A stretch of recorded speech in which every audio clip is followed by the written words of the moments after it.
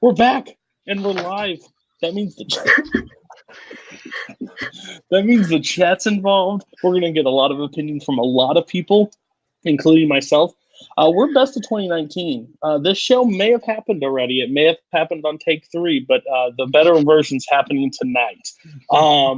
So I have 5 people on the panel. I went a little crazy tonight, but I think it's going to be a really good panel. First, I have my tag team partner, my faction mate, Tim Brzakala. Tim, do you feel like you're going to have the worst list tonight of 2019? Because you probably saw the most movie of the panel in 2019. So do you think you'll have the worst? No, I don't think I'll have the worst. I mean, the worst in your eyes, maybe not. I don't think so, because you and I see eye to eye on. I'd say like 70% we're even on what we like. So I think you're gonna like my list. If it's not released by A24, we have a good shot of agreeing. Next is Douglas Cassel. I think he hides in the basement of the show. He just pops out all the time on the shows. I don't think you've ever won the show, have you? Or have you won the show? Yes, I have won the show. Like with me hosting? Yeah, with you hosting. Didn't I win the Razzies? That's not nothing to be proud of, but I think I did win that one. That's not a win. That's a loss. But see, I'm very straight and narrow, so I don't get below a C-. I'm never terrible, but I enjoy being here. That's why I'm shoved down in the basement, guys. I'm shoved down in the basement because I do have terrible choices, but when everybody wants to laugh at them, they pull me up on a show, and I just come up with a list. Yeah, that's valid.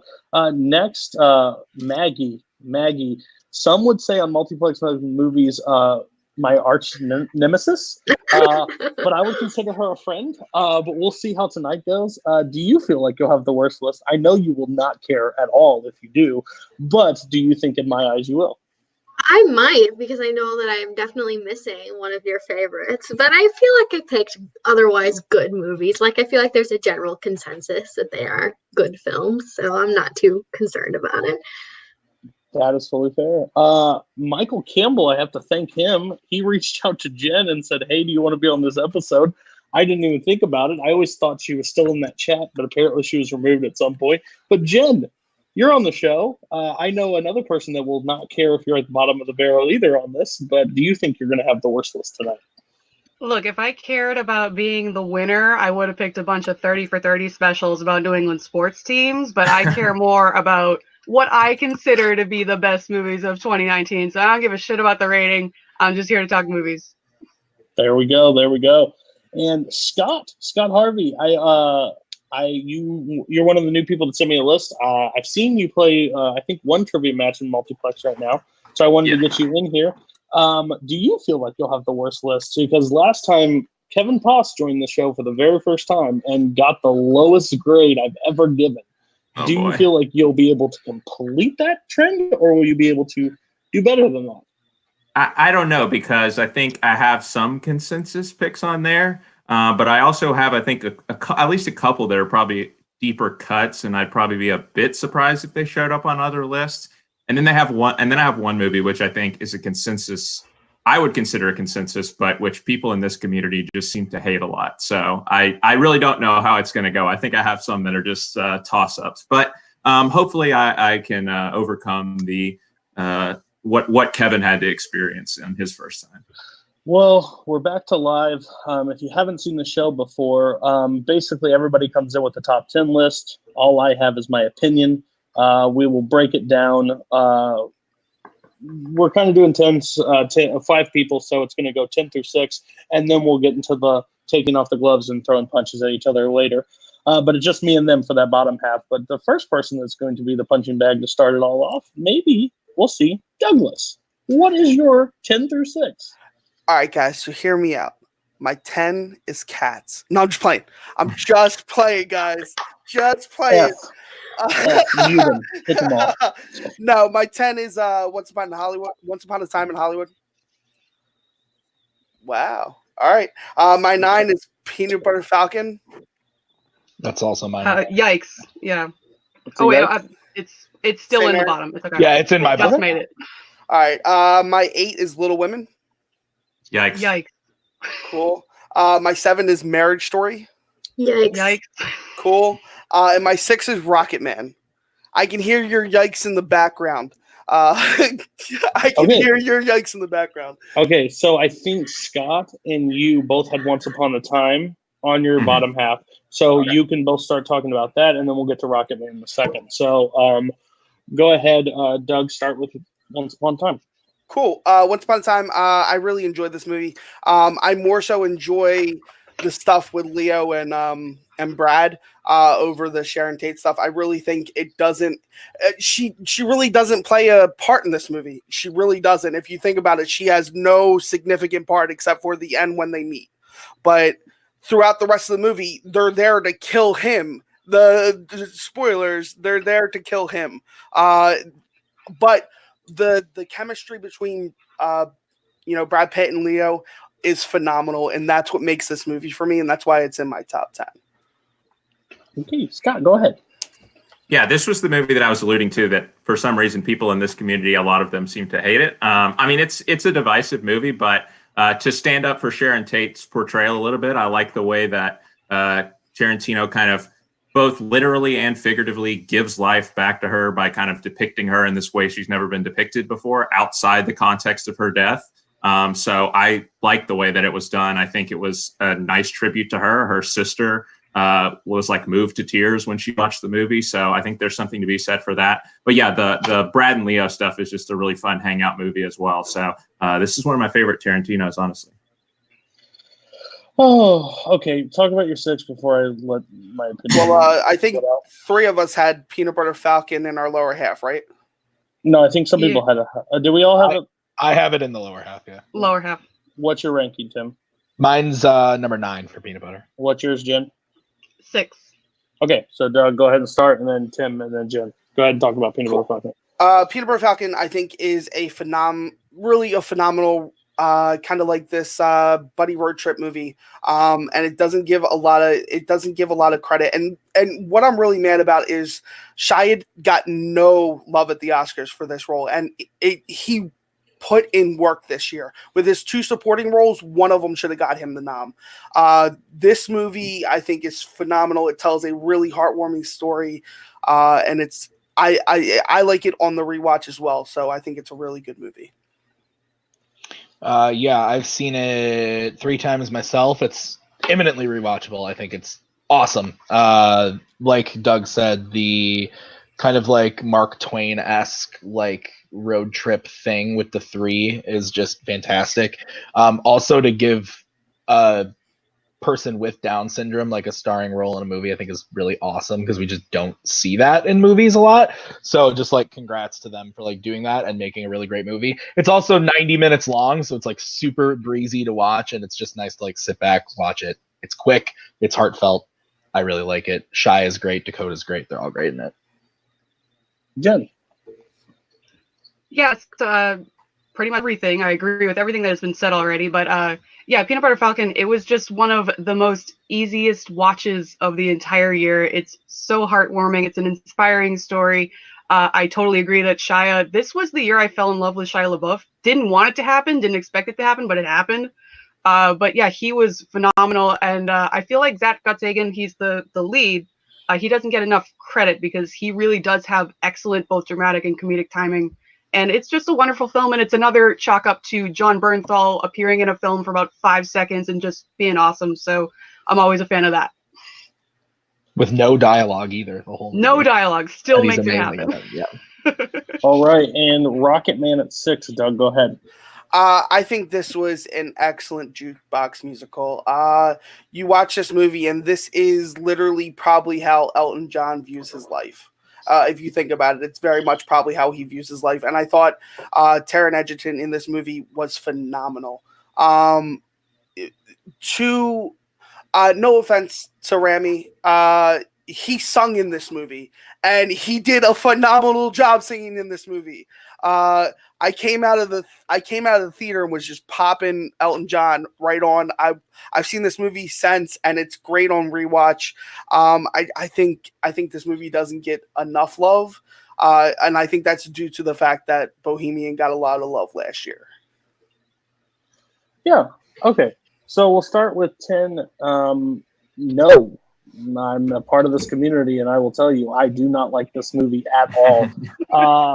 How it got a script nomination is the biggest joke I've ever seen in my life. It literally is a bunch of a group meeting up together just to do nothing. It leads to nothing. I've said this before. If Tarantino made this movie as his first movie, maybe his third, fourth movie, it would get a bigger pass. But he is now this. It's the ninth film. Everybody's like, this is the movie, and then this is the one that came up. I am sick of love letters to Hollywood. Just like I said before, write them a letter. Stop putting it on screen so we have to sit there for 2 hours and 40 minutes of just bullshit. I agree. Leo and Brad Pitt are fantastic in the movie because they are fantastic actors. That's their job. Other than that, stop it. I'm done. Peanut Butter Falcon is my 15 of the year, so it's really close. I just think on rewatch it went down a little bit, but I also think this is a really strong year for movies. So I just think, honestly, it is the easiest watch of the year by far. I think Jen really hit the nail on the head on that. It's just a heartwarming story. I have no problem with this being in anybody's top 10. It's a perfect one. Number 6, Rocketman. Everybody that's friends with me in this community knows this is it's my 5 of the year. I love this movie. I thank Brzakala for convincing me not to go see Godzilla King of Monsters and go see this instead. So I appreciate you, friend. Even though the people I saw it with didn't really understand what Elton John was all about because they said it's a little too flashy, but apparently they don't know who he is. It's a fantastic. It's literally, I honestly didn't know anything about it. I just knew it was an Elton John biopic. And then when he's like starts singing, like it turns into like a full blown musical, I was in from jump. I've seen it a couple times. I still love it. You're 100% right. I think they gave the wrong Oscar and everything towards the other movie, but I think the acting performances in this year are a lot stronger than last year's nominations. So that's fair, Doug. I think I said I'm going to go to Tim next, but I'm not 100% sure because I don't remember. I think you said Maggie. Yeah. Yes, Maggie. There it is. Yes. I knew it was a Brzakala. Okay, Start with you, Tim. Move to 6. All right, as I'm hearing everyone else's list, I'm going to get so many yikes. All right, so my number 10 is 1917. Yikes. Yeah, okay, that's what I thought. My number 9 is A Beautiful Day in the Neighborhood. No, okay, so we'll come back to that. My number 8 is Frozen 2, which I'm sure also no one else did. That's in my bottom. Bottom half, sure. Okay. Number 7 is Knives Out. Yikes. All right. And then actually, no, that is my 7. I'm sorry, that is my 7. So get it together. It's still very yikes for me. Okay. And then my number 6 is Irishman. Yikes. It's in my bottom half too. Well, it's Okay, not. but it's not Tim's. So we'll wait on that one. So let's go to your A Beautiful Day in the Neighborhood. So this movie is very heartfelt, and it hits you the way that you imagine a movie about Mr. Rogers or Tom Hanks is playing Mr. Rogers is going to hit you.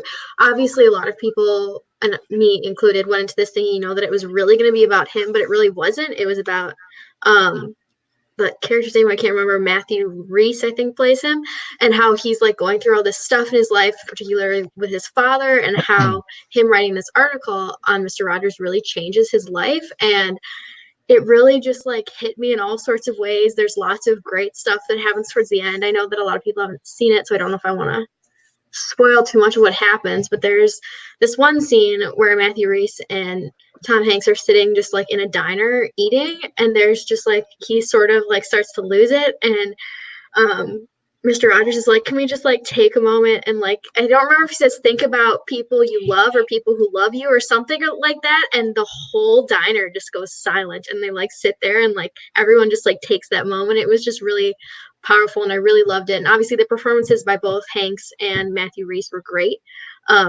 He couldn't get in Matthew Rhys obviously in leading because it's a tough year this year. So but overall I just really enjoyed it. All right. I think that's it for me because Frozen 2, it was Tim's. I have it at 10. At 10, okay. So I am a sucker for Disney, which everyone should know by now about me, and I loved Frozen. Like, I was that person. I was like walking around singing the songs all the time, saw a movie in the theater like way too many times. It really like just was an important part of my life at the time that it came out. And so I was very excited for the sequel, and it did not disappoint in any way. Again, saw it way too many times in the theater, listened to the soundtrack on repeat for like weeks. I just absolutely love it. I know that people complain that like there wasn't a villain or whatever, but that really didn't bother me at all. I thought there was enough stakes, and it was really beautiful to look at, and it was beautiful to listen to. So I really loved it. Yeah, literally everything Maggie said. I have to be honest with myself, and just I like this movie a lot. Like, I'm sorry. Like, I think I tweeted a couple weeks ago. I was like, I like Frozen 2 more than any 24-year-old man probably should. But I love it, and I love part of it is watching it with Maggie. But like, we just like we love the movie, and I love the characters. I love the songs, the soundtrack. I didn't care that there wasn't a villain. I thought, yeah, the stakes were high enough and everything going on. I just really enjoyed it. I thought it was funnier than the first one, and I thought the character stuff was better in this one. I thought it just like topped the first one in general. And I know that it's kind of like cool to like hate Frozen because that's just kind of like what it is. But like, I love it, and I love this one, and this is like, yeah, this is top tier like Disney stuff for me of the last like 10 years. Like, this is one of my favorites. So yeah, I love it. Okay. So Frozen 2. Yeah, it is. That's 100%. That's 100% true. I love this movie. I'm not saying that.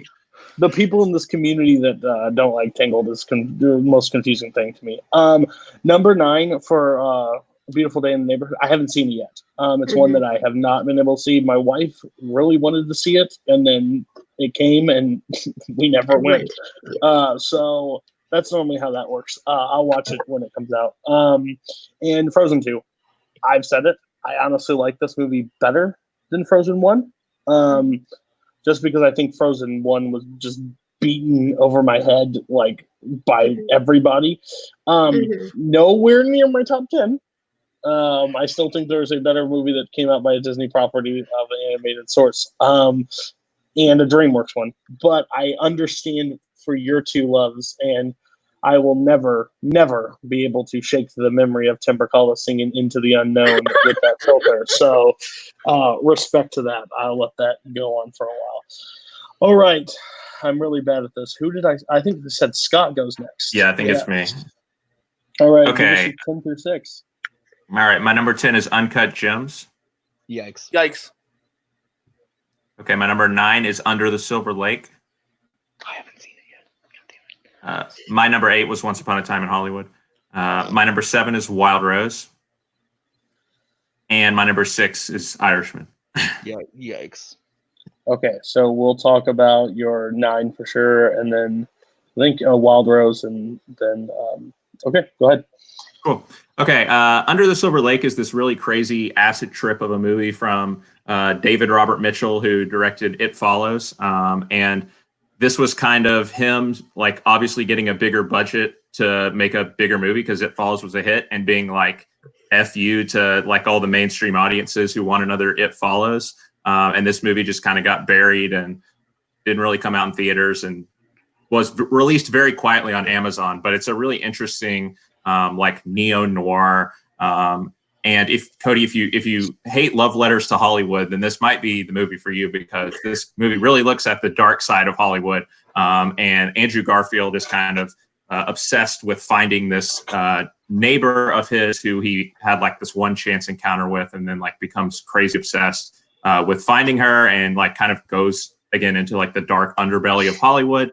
And it's really beautifully shot and kind of actually funny in places. So people should check it out. I want it to become like a cult classic in the future. It has that potential, I think. And then, okay. Yeah, go to your next one. Yeah, and then Wild Rose is my number 7. And unlike Doug, I don't mind offending Rami Malek. I think it was a joke that he won that Oscar, and I think it's equally a joke that Jessie Buckley isn't nominated for what she did in this movie. Not only singing a couple of songs, but an entire album of songs that I own. And it's a really crowd-pleasing movie about this woman from Scotland who is torn between this family life. She's an ex-con, this family life she has in Scotland, and her dream of like moving to Nashville and becoming a country star. And kind of like a really good country song. It's like a very authentic and emotional movie. And the music is fantastic. Talking about other Oscar snubs, the song Glasgow that's at the end of this movie. I don't know how it didn't get nominated for Best Original Song. I guess nobody just watched this movie. But that's a shame because, like I said, I think it's a real crowd pleaser. And if people watch it, they're really going to like it. And Jessie Buckley is amazing. Okay. Is that all the ones you had so far that you could talk about? Yeah, I think so. Okay. So you get a great pass on Your List Sucks sometimes because I haven't seen these movies. I will go based on Under the Silver Lake. 4 people I follow on Letterboxd gave it the exact same rating of 3.5 stars. They are all 4 pretentious people, so I will take it as that this movie is not that great. But it's still 9, so you get a pass. Wild Rose. Nope. I actually had to look it up. I saw 2018 pop up next to it, and I was just like, wait a minute. But then it actually released here in that time, and I haven't seen this either. So, and Koho behind the desk here has given it a 3 star. So apparently he knows something I don't, but I don't know if he's actually seen it. So on that note, congratulations. Congratulations, Scott. You get a pass, and I don't get to say anything rude to you at this moment. Tim. I'll take it. I may get to say rude things to you. We'll find out. But Tim, go ahead. Oh, or okay. No. I think you had me. I haven't gone yet. Jen, go. Tim, you can close it out. I don't know how I'm doing this. 5 people is too much. All right. We're totally organized here. All right. I feel like I'm going to be talking for a while just based on the fact I'm going last and I have a lot of things left. All right. So my number 10 is The Lighthouse. Nope. All right. My number 9 is Dolemite Is My Name. Nope. Number 8, Booksmart. And number 7 is Us. So popular. Okay. Yeah. Tim's reaction was priceless. I like all of those movies. Yeah. Thank you. One, but I do like them. Here we go.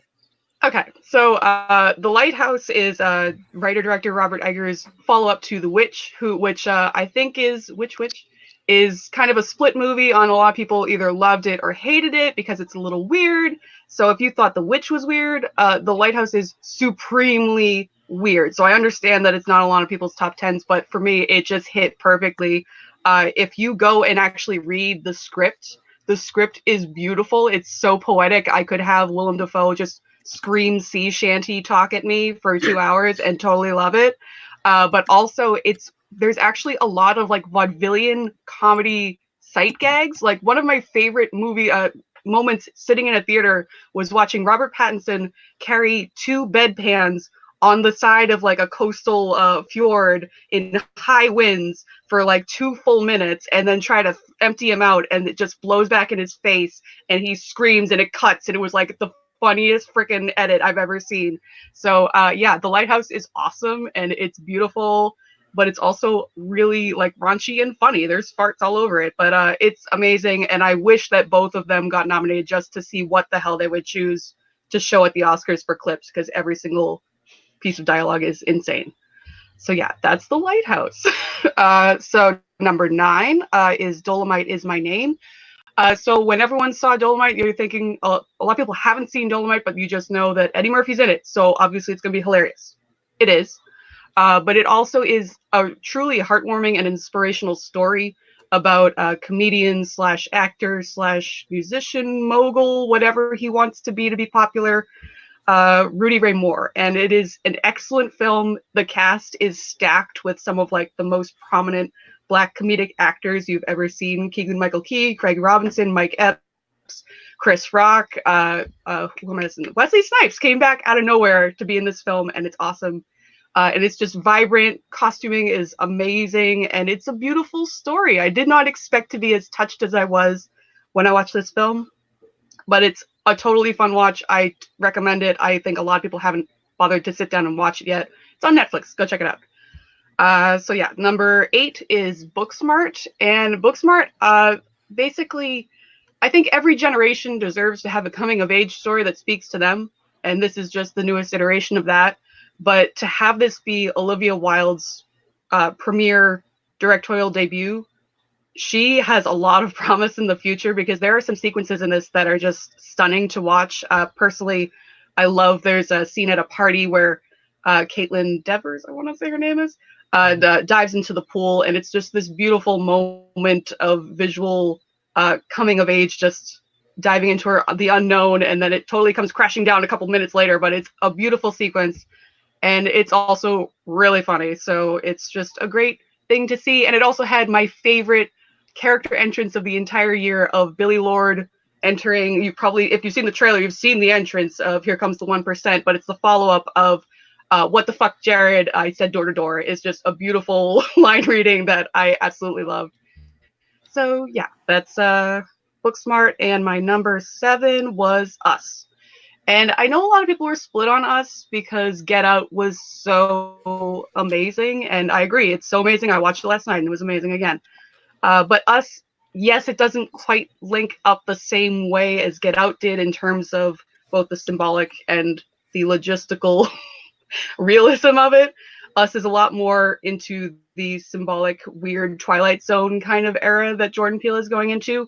But I absolutely loved it. The visuals and the score are just amazing to listen to. The cello, dun, dun, love that. But yeah, it's a beautiful story, and it's Lupita Nyong'o should have been nominated. Was she nominated? No, she wasn't, and I'm still pissed about it because she would have been my pick to win. So I'm still a little mad about that. But yeah, it's a great follow-up, and I can't wait to see what Jordan Peele comes out with next, and that's pretty much it. So these are all great movies that no one else cares about, but I don't care. I like them. I care about them. Shut your mouth. You're in the bottom. You don't get to talk. Okay. So I saw The Lighthouse. I don't know what the fuck happened to The Lighthouse. I'm gonna be honest with you. That's fair. That's fair. I wasn't on enough drugs. Willem Dafoe needs Beano. There's some awkward scenes in this. He literally brutalizes a seagull at one point. As a New Englander, that spoke to me. That's wish fulfillment, okay? So that's a lot of my enjoyment in this film. But to quote Paul Oyama, whoever told you to go watch The Lighthouse, they're an idiot, because that's so not a Cody movie, and that's 100% accurate after watching that movie. And no one told me to watch it. It just popped up on my Tim's Voodoo, and I said, this seems good. Nope. Number 9, I am an hour into Dolemite. How dare you leave it? I had to, because I had to start this show. I tried to watch everything before the show started, but I had other things happen. So I love the first hour, honestly. I think it's fantastic. I'm excited to go back after this to finish it. So no problems with that. What was your 8? 8 was 8 is Booksmart. Booksmart is my 11. It just got pushed out because I saw another movie. I think this movie is brilliant. I think it's one of the best coming-of-age movies I've seen probably in the last 10 years. I think it is so original and so smart. There's one scene that I don't like, and it's the tripping ball scene or whatever. I think that's like straight out of a Seth MacFarlane movie. You always got to have a little bit of raunchiness in there. That's all. But they were so good. Like, those two characters were so like fleshed out in such a short amount of time that you felt like each one. And that scene when she's in the bathroom and they're like, "Where are you going?" And they like all start listing colleges that are like, and you're like, oh my, she did all this. She skipped everything to do this, and everybody's still doing the same. Like, it was one of those touching moments. I loved it. Us, I haven't seen Us. I love Get Out. I saw Get Out, and then I went to my friend group and I said, what about Us? And like Koho, that's huge on like Jordan Peele and all this stuff, and it just didn't go with it. So it didn't get enough traction for people like, you have to see Us. So I just kind of skipped it, and I just haven't seen it. I'll probably watch it one day, but I know Tim doesn't really like it. You can't say anything, but you don't really like it. But I will watch it one day. But I can't give you a harsh grade for not seeing it, but it wouldn't have made my list, because clearly. Okay, Tim, close us out. All right. So my number 10 was Frozen. And then my number 9 was Peanut Butter Falcon. So we already did that. My number 8 is Marriage Story. Yikes. We Yikes. already said yikes. Okay. My number 7 is Knives Out. Yikes. You're not gonna Yikes. get me talk. Oh, which I don't think we talked about. Oh, yeah, that's right. Okay. And then my number 6 is Joker. Yikes. You don't get to talk at all. This is fun time. Okay. Fucking fantastic. For the best. So basically, Helmet, the only thing you got to say was yikes this entire time. That's fine. Okay, so basically how the show is going to work now is 5 and 4. You're going to say it, we're going to talk about it, and then you'll go right after and say your 4, and we'll sit and talk about it unless it's a yikes. Doug, you're going to start us off. 5. Cool. My 5 is Uncut Gems.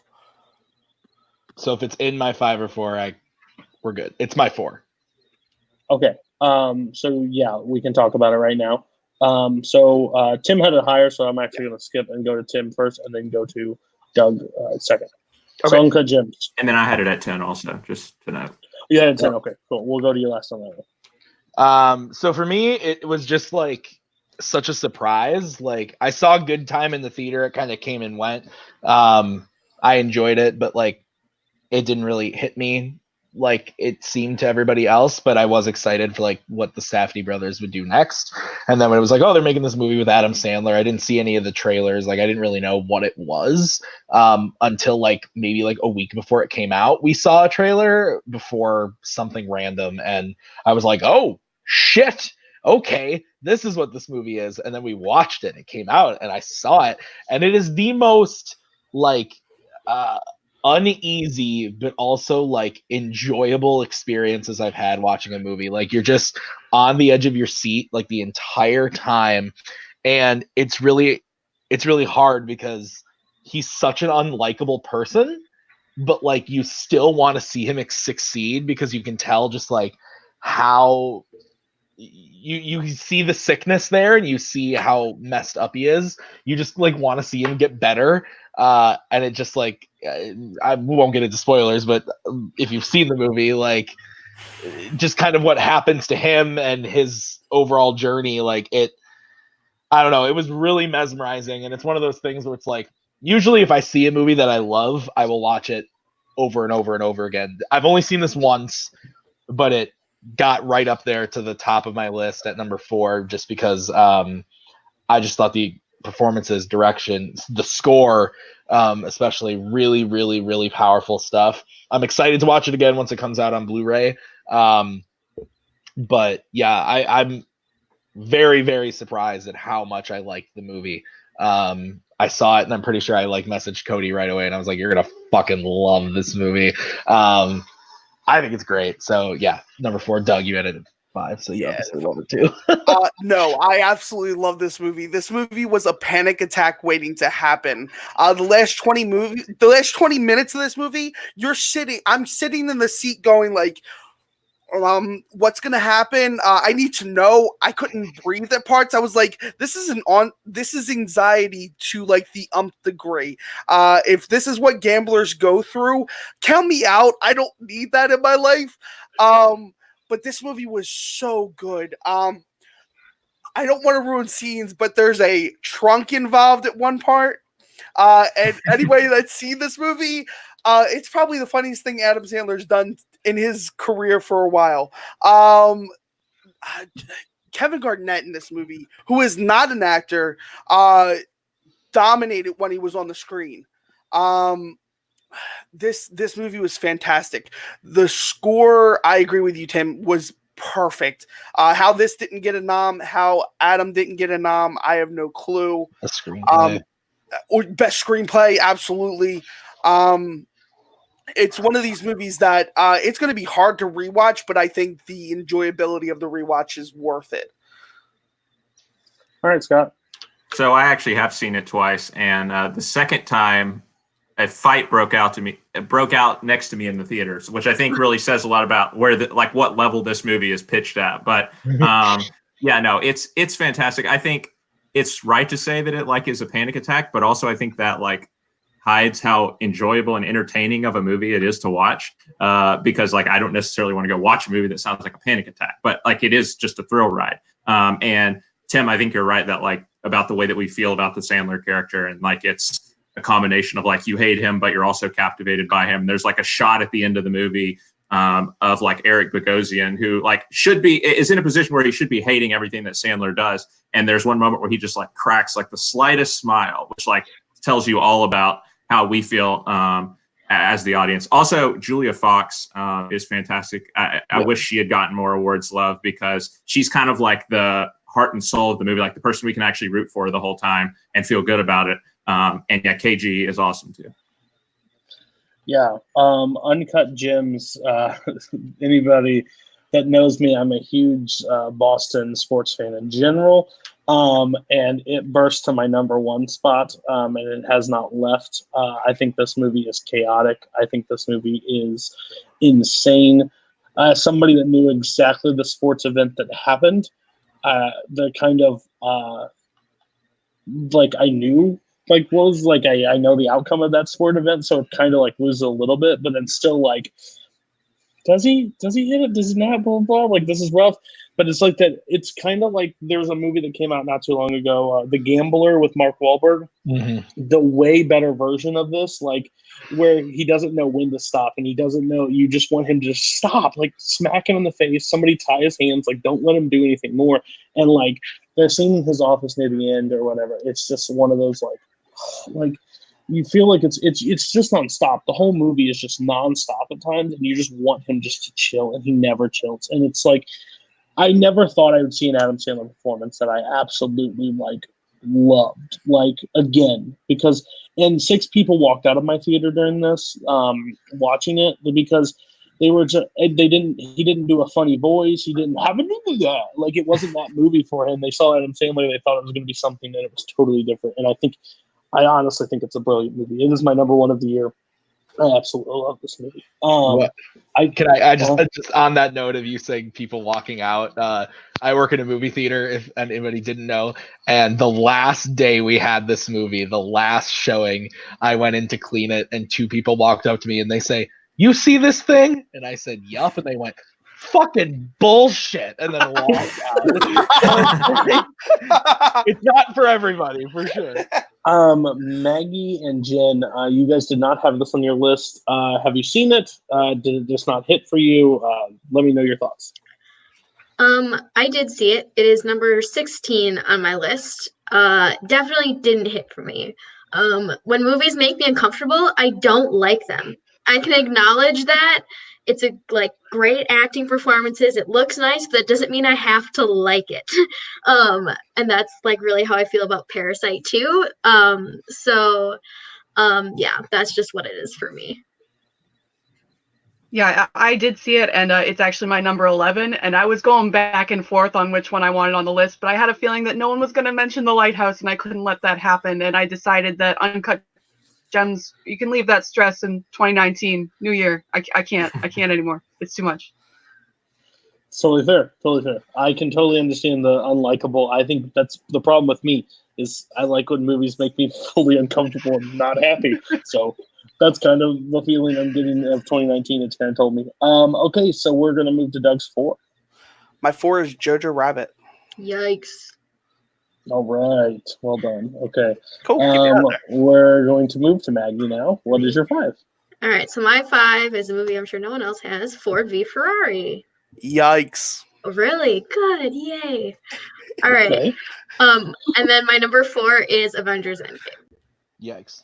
Yeah, that's what I thought. Get to talk nice. Let's keep it going. We're making good time today. Scott. All right. My 5 is Parasite. Yikes. Am I the only one? My God. Okay. There's no way I'm going to get yikes on my number 4, which is Dark Waters. It's a great movie. I saw it. It's a great movie. Yeah. But no. Yeah. No, I'm glad. I'm glad people saw this movie. It's one of my favorite subgenres of movie, which is where Mark Ruffalo goes through boxes of documents and just comes to shocking realizations. There's actually a lot more of these movies than you would expect, but this is one of them. It's one of the best movies that I've seen about corporate greed. And Ruffalo plays this lawyer who normally defends corporations, but then gets caught up in this lawsuit against DuPont.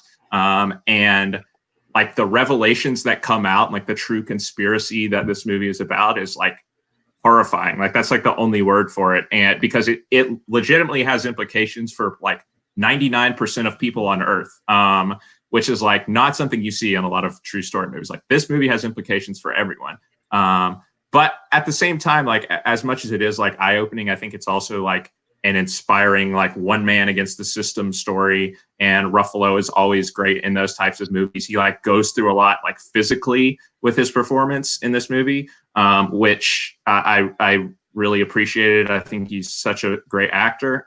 And yeah, see the movie for the story alone. But I also think that Todd Haynes, who's the director, he like brings his sort of indie sensibility, because he's more of an indie director, to what is more of like a mainstream like conspiracy. It could have been like just a standard legal drama, but I think some of the things he does behind the camera with like the color palette and cinematography and stuff is really interesting and adds another layer of depth to it. So yeah, go see Dark Waters. It's awesome. Okay. I haven't seen it. I had to look it up. I remember I wanted to see this movie. But what really sucks is I live in a town that has one theater and they suck. They bring out like, we'll get like the 3 Christian movies released a year and miss these movies. So again, I'm waiting for Mark Ruffalo to go through some documents and look at some stuff, but guess what? I have to wait still. So I saw a lot of people in Letterboxd say it's good. Doesn't help your overall grade, because when I can't see something, I can't have an opinion on it. So that makes the show suck. No, I'm just kidding. But that's fair. Who has seen Dark Waters? Raise your hand. Okay, everybody has. You just didn't include it. So why do you guys suck in Scott's eyes? Let's find out. It's my number 36. I love it. I think it's great. Like I saw I saw 148 movies this year, so like on my list. So like it's still up there for me. I thought the story was really good and the performances were all really good. It actually has one of my favorite like final moments in a movie this year. Like the final scene, the final line of dialogue that Ruffalo like comes up with is fantastic. It gets Maggie going because law stuff. I really liked it. It just wasn't in the top 10, but it's in the top 40. So yeah. Yeah, I mean, I'd agree with everything that Tim said. I don't have my list that goes that far. I just put like my absolute favorites in a list. But I did really enjoy it. I am a sucker for the law things, and the whole time, because it was just me and Tim in the theater, I was like looking up what the real litigation was, and like so I could follow along, because I didn't realize how long of a time period it happened over. But I think Mark Ruffalo is just like absolutely great, and Hathaway is really good too. And yeah, the movie is good. I recommend it. I really enjoyed this movie. I'm a sucker for anything Mark Ruffalo does when it comes to stuff like this. He's probably one of my most underrated actors when it comes to like indie films and stuff like that. Spotlight's still one of my favorite movies for this decade. It just didn't crack the list. I don't really have a real excuse. I really like these movies that I put on my list a little bit more. That's fair. Jen? Yeah, I think you kind of already mentioned it earlier, of this is kind of his genre that he's chosen to find his little niche in, of the you gotta do something kind of movies, which I enjoy every time he does it, but I think it's just the fact that he's done so many that you automatically start ranking them within that as well. And just having seen like Spotlight and Foxcatcher, and those being such interesting movies in terms of both the acting and how they're presented, I felt like this one was just a little bit more pedestrian in terms of the storyline. It was pretty straightforward, so I enjoyed it, but there was just too many creative movies this year that stood out to me instead of this one, basically. Fair. Okay, we're gonna go Jen, give us your 5. My number 5 is Knives Out. I think someone mentioned that earlier. Yeah, we're still going next. Okay. Yep. And my number 4 is Midsommar, which I doubt anyone. Yikes. Oh, good. Yay. No, yikes. There's me yelling, I think, on this. Here we go, Tim. Give us your 5 and give us your 4. My 5 is 1917. Yikes. All right. He never gets it. And my 4 was Uncut Gems. Hey, so how the show works now. We're doing really well. Good job, guys. So 3s across the board is how it's going to work. If it's in your 2 or your 1, you're going to yikes it. We already know what some are coming. We'll find out where they rank. Doug, take us. What's your number 3? My number 3 is Knives Out. Is this the wrestling spot? Yeah. What is it for you, Tim? Is it 3 as well? No, it was 7 for me. Oh, I 7. have it Okay. at 7 as well. Okay, so I think we hit it. Does everybody have Knives Out except Scott? Mm-hmm. Okay, Scott's wrong. So here we go. Doug, go ahead and start it. And So I got to see this movie as an early access movie, and I fell in love with it the first time I saw it. I went that early access, guys. AMC A-list hooking it up.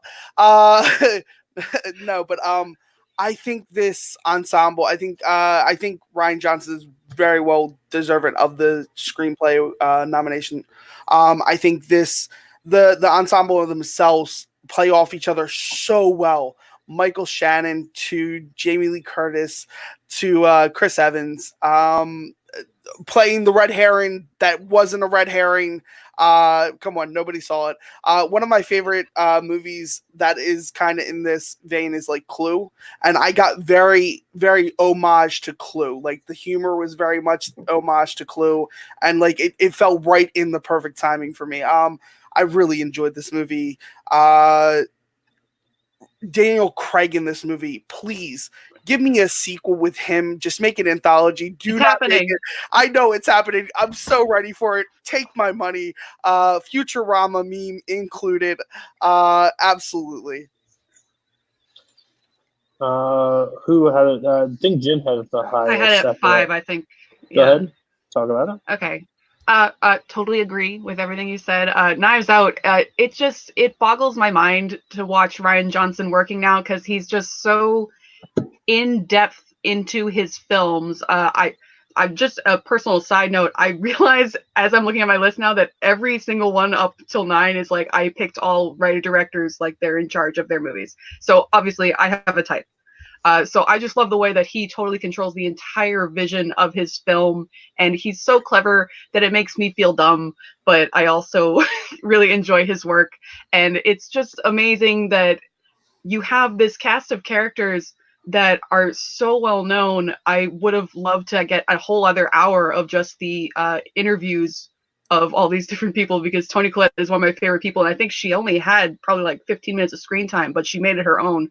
But I wanted to give a shout out to Ana de Armas, who is surprisingly turned out to be like the big lead, and she carries this film incredibly well for a relatively unknown person. But yeah, I just love that he took Daniel Craig, James Bond, and turned him into a character actor, and I think that's freaking amazing. So it's a donut in another donut, and I love it. The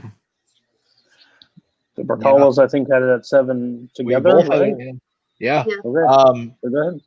It originally wasn't in my top 10. I gave it a 4 out of 5 the first time I saw it because I think it wasn't quite what I was expecting, and I think that kind of like tampered with my experience the first time. But upon rewatching it, especially rewatching it with someone who hadn't seen it before, was a really great experience. And it just like showed me how much I loved the movie. And I upped it, gave it that full 5 out of 5, and it made my top 10 and hit number 7. But yeah, everything everyone said, I think Daniel Craig is great in this movie. The real standout, I think we can all agree, is Chris Evans' sweater. It deserves all the awards. But yeah, Knives Out is great. Yeah, I mean, I don't have a whole lot to add. I agree with everything that everyone has said. I love mysteries, especially when they're done well like this. So it was a lot of fun, and it was hard watching. Tim enjoyed watching it with someone who hasn't seen it before, but I had to struggle because he just kept asking questions, and I just wanted to answer them. And he was too smart for his own good because he noticed something right away that is like key to the ending. And I was like, come on, bro. But no, it's a great movie, and I very much enjoyed it. Definitely did enjoy it the second time. So if you've only seen it once, I would highly recommend rewatching it because you notice so much more, obviously, the second time around. But yeah, it's great. I don't say this often, but thank God for Kaleb Koho. Before going into this movie, Koho said, "Do not go into it expecting what you think this movie's about. Like, go in lowering your expectations, and you'll like it more." It's my number 2.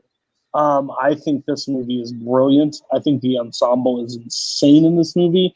They all play about the most kind of despicable family members you can possibly have together. And as the plot just keeps developing and stuff, I love these kind of movies.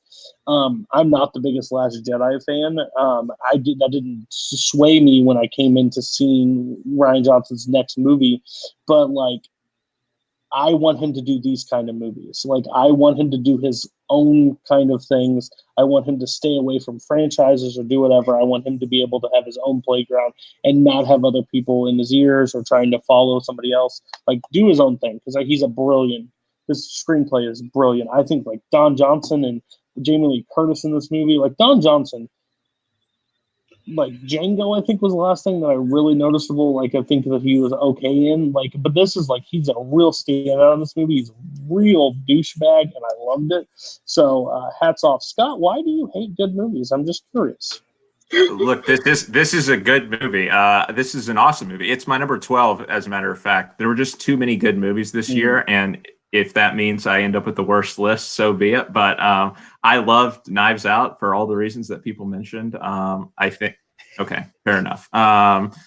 It's a lot of fun. It's very funny. I love the political commentary that's going on, like the immigration angle. Also, like the fact that there are people in the family who are on both sides, like way on both sides of the political spectrum, and they just can't get along. Like, says a lot. And then, Tim, you talk about Dark Waters having an awesome last shot. This movie like might have the best last shot this year. Like, like if you read about how it came about, it was just like kind of spontaneous. It's a great final shot. I have nothing bad to say about Knives Out. I wish I could have included it. I looked last year, and if this movie had come out last year, it would have been like number 5 or 6 on my list. That's just the kind of year it was. And Michael Shannon is creepy as fuck. I will just say those right now. The dude's creepy, and I love it. But he is just like, we need a weird guy. Shannon, what are you doing? Nothing. Yeah. Come on in. Do your role. Fantastic. All right. Maggie, give us your 3. My 3 is Marriage Story. Okay. Same. Also 3. Also 3. So Maggie go, then Jen go. All right. So I know this goes like completely against what I said before, where I don't like movies that make me feel uncomfortable. But I went into this movie really not looking forward to it because A, the hype was real, which usually means I won't enjoy it, and B, it's about divorce, and that's kind of a terrifying topic, and so I was nervous about watching it with Tim, but I really just like got sucked into the characters because of how great the performances were. Both Scarlett Johansson and Adam Driver just like knock it out of the park, and at like different points in the movie I was really just rooting for both of them, and it was like this weird feeling where like at one point I was on her side and then I was on his side, and it's just like there's so much tension, but the way it ends up resolving itself is you can sort of see how it's like this process that they have to go through, and then it all sort of, you move on, and that's just how it is. But it really just sort of touched me with how very human it seemed, and I really enjoyed it. I would watch this one again. I've only seen it once, but I probably should watch it again, especially before the Oscars if I have a chance. But it's really great, and it really just like stuck with me, and I just like kept thinking about it. So that's sort of why it's at the top of my list. Jen. Yeah, so totally agree with everything you said. Basically, from the very opening narration, I just went, oh God, this is gonna hurt like a motherfucker. Like really, it's gonna be bad. But in the best way possible. This film, I think it's the most performance-driven film of the year in terms of, in style-wise, it's not too flashy. Yes, it's framed in a very creative way. But it's really all hangs on the performances of both Adam Driver and Scarlett Johansson, but they also have like a whole cast of amazing side characters, and every single one of them has a moment. I know everyone's pushing Laura Dern right now for her women's speech, which I'll get into that later with another movie, but basically I just think it's an amazing film. There's funny, hilarious scenes and also heartbreaking scenes. And just seeing Adam Driver sing Being Alive, that Niagara Falls, that was the moment. I was doing okay. I was doing okay. I didn't have a whole break at any point. I was just feeling it. It was building and building. And that was the moment that really killed me. And I think it killed him as well. So it was a cathartic experience. But yeah, it's a beautiful film. Adam Driver all the way for Best Actor Oscar. I had it at 7. I had it. Yeah, that was you. I had it at 8. So okay. This movie was phenomenal. I just watched a roundtable with actually 2 roundtables. And Noah Baumbach was on the roundtable with Scorsese and stuff, and it was really great to kind of get into his brain while he was writing the script. This script, the dialogue. He said that the real famous scene, I don't want to like spoil what it's about, but it's kind of hard not to, was 11 pages of dialogue. And the raw emotion, there's no good guy, there's no bad guy in this situation. It's real human beings. If you watch it as that, it's an amazing character study on human beings, and I really enjoyed the movie. Go ahead. Yeah, everything everyone else has said. I have it lower just because, there's 7 other movies I like more, but I think Adam Driver's performance here is I'm going to be real. I think it's the best leading male performance in the last 3-4 years. I'd have to look past that, but I seriously think he's next level in this movie. I love his performance in this movie, and I really like Scarlett Johansson in the movie too. I think she deserves to win the Oscar. I hope she does. I hope she pulls the upset, but like everyone said, just raw emotion. And yeah, the scene that Doug was alluding to broke me. That was when I lost it. And the final moment too, without giving it away, the final moment between the two of them, I think is also just really powerful, where it just shows that just because something ends doesn't mean that it is you have to hate that. Just if something ends, you can still love. It's a tough subject, but with a great message nonetheless. And I also saw some of that round table that Doug was discussing, and it is really interesting getting inside Noah's head. He's slowly becoming one of my favorite people, just as I slowly discover more and more of his movies. I like his work a lot more. So I got to watch more of his stuff, but this one was great. And that Randy Newman score, mwah, chef's kiss, beautiful. I hear it's just Toy Story 3. It kind of is. That was the one thing that actually threw me off a little. No, don't ever agree with Tom and Chrissy, okay? Anyways, on that note, Marriage Story is in my it's in my top 10. It's just how do I put this? I really enjoy this movie a lot. I do not think it's the best acting performance of the year. I will stand by that. I just don't think that's true. But I believe that the performances between those two is so powerful. There is no good, there is no bad. There is a bad. It's called Laura Dern, and she is evil in this movie. I can't stand her in this movie. Those dang lawyers, you can't trust them. No, I just that it's the scene that is going to be the most remembered from this movie is that fight, and when Driver pretty much screams, and you're winning, he's so mad, he has to throw so much stuff into it, and he Brooklyn said, it's so full of itself, it feels like a theater performance at times, or and I'm that's the point of the movie. It just shows that those two actors got replaced, and they seem like real people in this movie, and I think that's why it feels so much you can actually feel the hate and the falling out of love that both of them have in this movie. So it's an amazing movie. It's my 9 for the year, so I really don't have anything bad to say about Marriage Story. Scott, again, hating good movies. Let's find out why. No, this one's in my top 20. It's really good. I like Noah Baumbach a lot. I think that Mistress America and While We're Young are probably still the best for me. But if I had to point to 2 reasons why it's a little bit lower, I don't love the scene where he gets served with the divorce papers. I think what's going on with the mother and daughter, or with the mother and sister of Scarlett Johansson's character is just a little too wacky for me. I love that scene. Fair enough. And then the other thing is just the rewatch value. Like I this movie is very hard to watch, and I just don't think it's one that I'm going to come back to a lot. And that's like not like a huge knock, but in a year where there were so many good movies, like it's enough to knock it like to like my 16 or 17. I can't remember exactly where it was. Can I champion that scene for a second? No. Yeah, Just 1 second. We need that scene because otherwise you are devastated throughout, okay? We need a minute to breathe and remember that these are people that do have lives outside of this one divorce. Yes, it's the overarching emotion that's dictating their lives. However, they still have to live and they still have to interact with other people. So having that one scene where you do get other people reacting to the whole situation, it's an awkward situation. You're going to be a little awkward. Granted, like there's a whole scene with the knife scene. You want to talk about that? That was crazy. But I love that too. So yeah, it's worth it. Yeah. But I think it's my 9 because I don't think I'm going to watch it as often because it's kind of, I mean, as a married couple, I don't like watching movies about divorce, honestly. Sad. So let's not, it's not one of the ones I'll pop in anytime soon. But I told my wife to watch it. I think she'll really enjoy it. Okay, so we are on to, good Lord, who was that? That was Maggie. So we're on Scott. So what's your 3? My 3 is 1917. Is this where 1970 finally stops? Yeah, that was my 5. Who else had 1917? It was my 10. Okay, go ahead.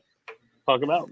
Yeah, this movie is amazing. I've seen it twice now. I think it's really disappointing that it's getting dismissed as only a technical spectacle because I really love the story too. I think it's like a really intimate story about these two guys who like are brought together because they're in the war together, but then over the course of the movie discover that they've kind of become family, like the closest thing that they have to family in this setting. And I think people are criticizing it for not being anti-war enough, which is really weird because like this movie is horrifying in places. But yeah, it's hard not to talk about the technical aspects as well. I think the one-shot technique is incredibly immersive, and like it's like nothing I've ever seen before. And the cinematography in general, like when George Mackay's character like comes up over the stairs in this one scene and looks out the window, like it's one of the greatest shots that I've seen in a long time. Like Roger Deakins is the GOAT. And yeah, it's just like it's an emotionally like overwhelming experience by the end. But I felt emotionally connected to it the whole time. Like I don't get the criticisms of it being like video game like or anything like that. I think it's, an amazing war movie, and if it wins Best Picture, so be it. Yeah. I have it at 5. I'm with Scott on this one. It's hard when you see a movie and you're like told this is gonna win. It just won the Golden Globe, like it's gonna win all the awards, like, and then you go and see it like the next day, which is what happened to me. Like it won on Sunday and we saw it on Tuesday. So like, but it lived up to it for me. I really, really, really like this movie. I haven't really heard that criticism. I believe that it's out there. I totally believe it's out there. But I think both, lead performances are great.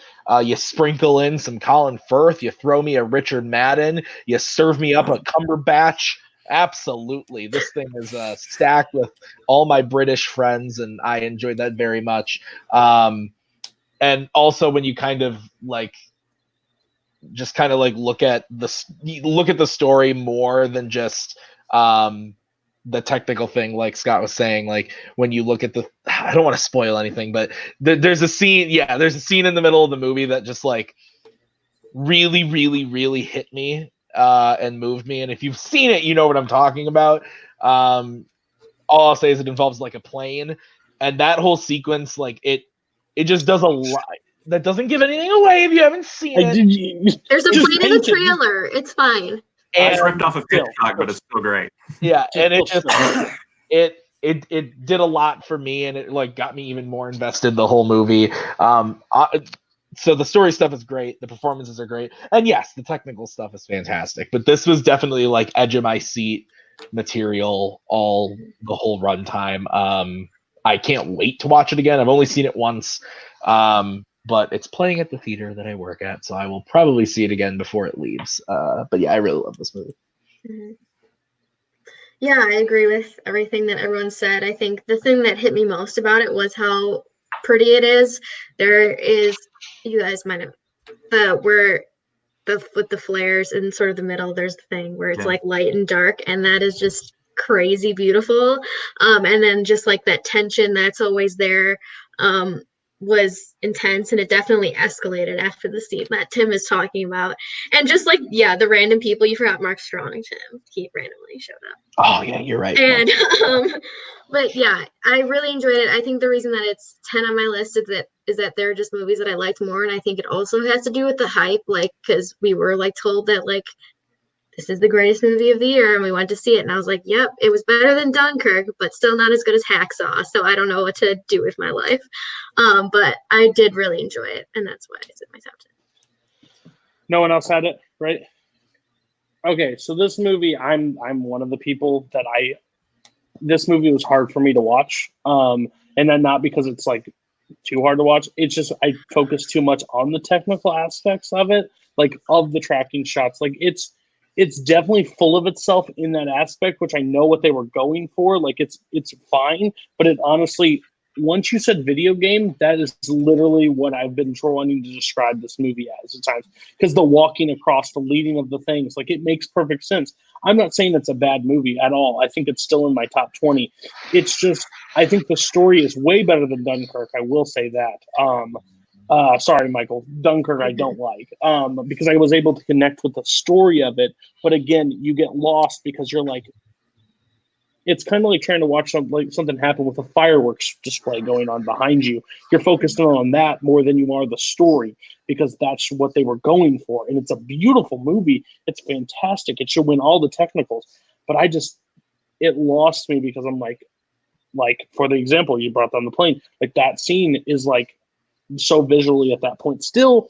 And then like it kind of shock values you back into it when something happens in the movie. You're like, oh, we're in a movie. Here we go. I thought I was watching something like at a like an IMAX theater, like for the it's just that visually. So I like the movie a lot. It's just not personally in my top 10, and I don't think it will ever get there. It's just too much technical on top of what the story actually was. Doug and Jen didn't have it. Why? Giving it to Jen first. Go ahead. Okay. I simply haven't seen it yet. This is what happens when you promise to see movies with someone else. It slows you down. But I am one of the people, and I usually enjoy Sam Mendes, and I certainly enjoy Roger Deakins. So I assume that I am going to like it. So I'm curious to see where it's going to end up, but I just haven't seen it yet. Peek behind the curtain. I saw this movie in 2020. I didn't see it in 2019, and I was like, I already made my 2019 list. I'm not editing it. But still, it would be probably my 12 or 13. I already edited it once. I'm not going back and edit it again. You gotta wait. Or wait, that's a good point. I wasn't sure, and I wanted to make sure that I could be on this show, so I set my list. But no, I think the movie's great. It probably would have fell in my 12 or 13 if I'm being honest for the year. I really just enjoy the list that I threw together, and I think it was very firm. I think the tracking shots were great. Trying to catch it is kind of where'd you cut it? Because there's a dozen cuts, and I was trying to catch them. So it kind of took me out of the movie at parts. Fair. Here we go. We're going to Jen. Give us your 3. You already said your 3. My 3 Tim. was Marriage Story. Yeah. So Tim, go to your 3. My 3 is Avengers. Okay. Go ahead and start talking about it, buddy. Yeah, I'm an MCU shill. I love all these movies, even the bad ones. I would rather watch Thor: The Dark World any day of the week than ever watch Man of Steel again in my life. And that's fine and Dan, and I'm okay with that. I like to live that way. I live on the edge. But anyway, Endgame. I love it. It's to me, Infinity War is the superior movie. But you can't not love what they did here. Like me and Maggie just rewatched it this week, and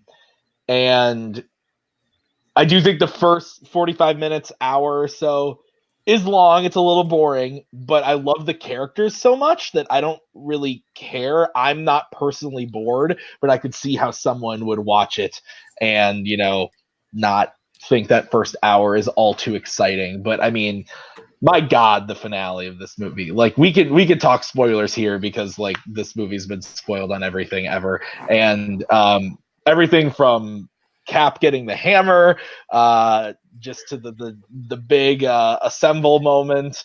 The whole thing is it's a giant spectacle party, and I love it. Infinity War was my favorite movie last year. I couldn't quite get this one up to number one, but I do love it nonetheless.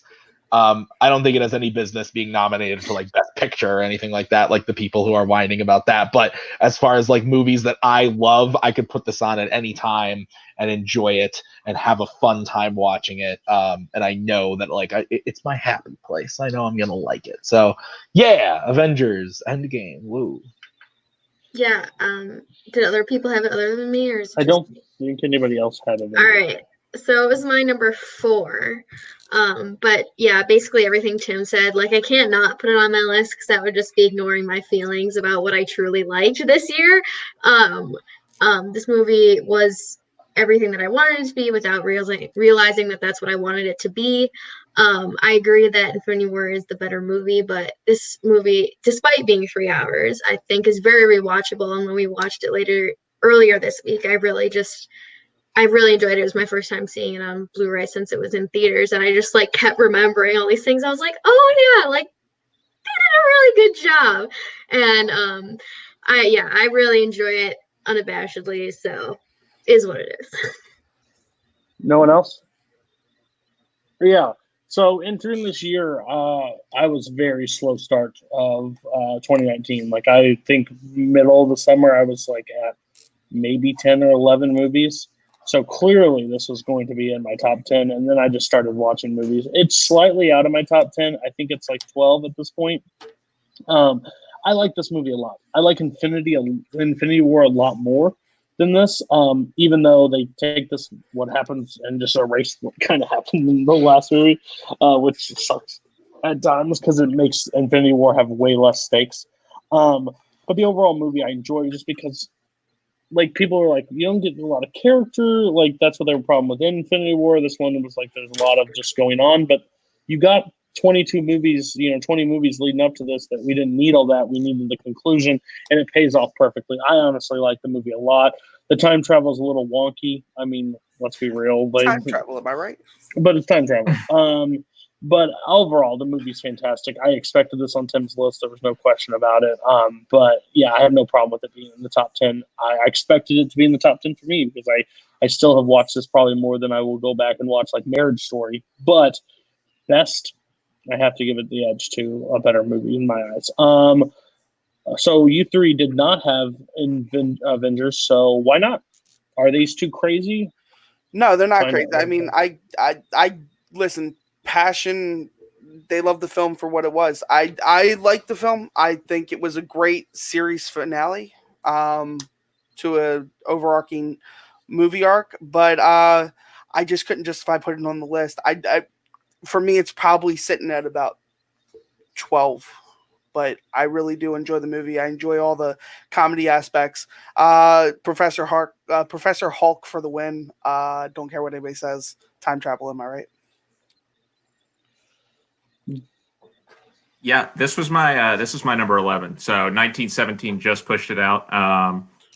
I think it's my favorite MCU movie, probably. I absolutely love it. I saw it 3 times, and I think I appreciate it more having seen what a dumpster fire Rise of Skywalker was, because I think I underestimate how hard it is to like finish off something like this that means so much to so many people. And the Russo brothers did it. Like all of their entries in the MCU are so solid. And like, if there's any big Oscar that this was going to get nominated for, I'd love to see it up for Best Director, because I think they did an amazing job bringing it to a satisfying conclusion. And just the way that the battle scenes are staged is so impressive. Like you never lose sight of what's going on. You know where everyone is. You can follow everything despite how large scale the battle sequences are. Yeah, and then like as from an emotional perspective, like I was with my friend, and at the end of this movie, we just like looked at each other and said nothing and just like hugged, because that was the kind of movie that it was, like the journey that you've been on. So I love Endgame. Yeah, Jen. So yeah, apparently I'm a little bit lower than everybody else on this one. I just double checked my letterbox and I currently have it at 25. But keep in mind that I only saw it once. I only saw it once. I need to rewatch it. I actually did consider it better than Infinity War, which apparently I'm in the minority on that. But basically, it kind of rubbed me the wrong way in certain aspects of it. Particularly, I don't enjoy when movies tell me to shut up and this is the way it's going to be in terms of the time travel kind of logic and everything. Just accept it. I'm not going to accept it. I'm going to question it a lot. But there were just some moments that are a little bit pandering in terms of the comedic aspects of it, and not a fan of the too little too late Marvel women team up shot at the it's no. But anyway, I will say that I agree with all of you that it was a monumental task to bring all of these characters together, and I think they did the best they could with what they had to work with, because it's just so much. But also, yeah, there's great things and there's things that annoy me, but I will say it does have some of the most emotional payoffs for particularly Tony and Thor, I would say, across the entire MCU. So that's something to remember about it. But yeah, I just need to see it again, basically. I just love in the chat the Multiplex channel is battling each other. It's Tim and Caleb and talking about Rise of Skywalker. Is it good or is it bad? I'll make the ruling right now. It's bad. But we'll move on. It didn't make anybody's list, so we don't have to talk about that. Thank God. Yeah, thank God. Me and Maggie will not be friends after it. So Doug, let's give us you two. Let's send in the clowns, guys. My number 2 is Joker, baby. I love this movie. Unapologetically love this movie. I loved everything it stood for. People don't think it stood for something. As someone who fights for mental health every day, it stands for something. The government takes away people's assistance every day. And while I can understand it's a shallow look at schizophrenia, Let's not make it political, but yes, okay. Thank you. But I'm just saying the movie It's hard has to not more, to. I know. The movie has a lot more layers than people give it credit for. People say that it's a cheap knockoff of King Comedy and Taxi Driver. I would say go rewatch the movie, and there's scenes in there that are very hard to watch. I think Walking's performance in this movie is so hard to watch. The descent of a character is so hard to watch. He goes from being this character that, while looks sad, tries to have a better outlook on life, to a person that becomes suicidal, to a person that says F it and I'm going to take the reins in my hand and kill somebody. Because that's honest truth, and it's already all out there. So sorry if I spoiled it for you. But I really enjoy this movie. I enjoy Todd Phillips' direction approach to this, the character work. I love that he said that he basically slapped the Joker on to get a mental health the movie out there, and I can see it. Some people can't, but I can. Who else had Joker? One more person had Joker? Yes. I did. Yeah, go ahead. Yeah, I have it at number 6. I've seen it 3 times. I like it more and more every time I watch it. I think it's the best score of the year. I think the score here is insane. It's just funny because this movie came out and everyone was shitting their pants, going, "It's the best movie ever. This movie's amazing. This movie changed everything." And then now we hate it. Sure, okay. That's fine and dandy. You go ahead and hate it all you want. I know what I think. I like this movie. I don't really read into all the political stuff about it. If that's what you want to do, that's fine. That's your choice. For example, my wife, lovely wife, I'm sure she'll talk about it. She doesn't like the movie because of the things that she thinks it says. That's her opinion. That's the good thing about film. We can all have different opinions and see different things. For me, I look at it on its baseline of it's a Joker movie, and I liked it. And I liked Joaquin's performance. I liked the way that Phillips created this version of Gotham. This is the most realized, dirty, grungy Gotham, and I like that. So yeah, to me, it's just a movie that I like twisted, weird shit like this. Like I'm Scorsese, like I like his movies. So I love Taxi Driver, King of Comedy. So I would naturally like this movie. I really enjoy the movie. I'm not saying that it's like a masterpiece. I already said I think Adam Driver is better than Joaquin Phoenix. So it's not about the performance to me. I just like the world. I like the character. So for the people who like keep quoting the movie and being like, you think this is good dialogue, but then once upon a time, who gives a fuck? It's a movie about the fucking Joker. Get over it. It's a Joker movie. Calm the fuck down. Jesus. Okay. Bring it down. I think this movie is bad. No, I'm just kidding. This movie is awesome. I love this movie.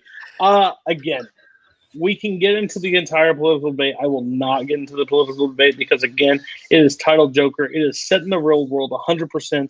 People battle with mental illness. I get all the violence and encouraging violence, all these things. I understand what you're talking about, but at the end of the day, the Dark Knight and the Batman series also took a real-life approach to Batman. Still, that's the stuff that you see. I just took it as what it was, and this movie made me super uncomfortable, which was its entire mission to do, and I think they paid it off well. Doug, I have to 100% disagree with you. King of Comedy and Taxi Driver, if Once Upon a Time is a love letter to Hollywood, this movie is a love letter to both those films, 100%. As to a Scorsese slut, I'll tell you, this is legit a love letter, which is fine. It played perfect. I think Joaquin Phoenix is a fantastic performance in this. There are a lot of uncomfortable moments. This movie is not for everybody. It cannot be for everybody. If not, then that makes perfect sense. But 11 nominations, that's why everybody's mad about it, because it got 11 nominations at the Academy Awards, and they're like, are you crazy? It had an appeal for some people, and maybe those people in the thing are twisted fucks as well. So I don't know, but I absolutely loved it. I watched it twice. I watched it 3 times. I think it's fantastic. Especially that last scene. It leaves you questioning things, wondering is it all real? If it's not, sitting in the clowns, and I hope he wears the makeup and everything and dances up the stairs when he wins his Academy Award, because it's coming. Get ready, folks. Send them the clowns. All right. So Maggie hates it. We'll go to you last, obviously, because I can't wait to hear what you have to say. I'm going to go to Scott because I think Scott had a few eye roll moments. So I'm excited to see what his opinion are. This is no dark water, but let me tell you why the joke is up. Please tell me. Yeah, I mean, look, I've gone off this whole time about how many good movies there were this year. This wasn't one of them. This movie, to me, I'm interested by the fact that people think it stood for something, because to me it stood for nothing. It's hard for a movie to stand for something when the lead character doesn't stand for anything. I think that just present a lot of issues and don't tell you how you're supposed to feel about any of them. And it's also just thoroughly unpleasant to watch, which is okay. Okay, on paper, that's not necessarily, that doesn't make it a bad movie, but if you're going to make the movie that unpleasant, I think it needs to be saying something profound and important. And it certainly thinks it is, but it's not. But Joaquin is great.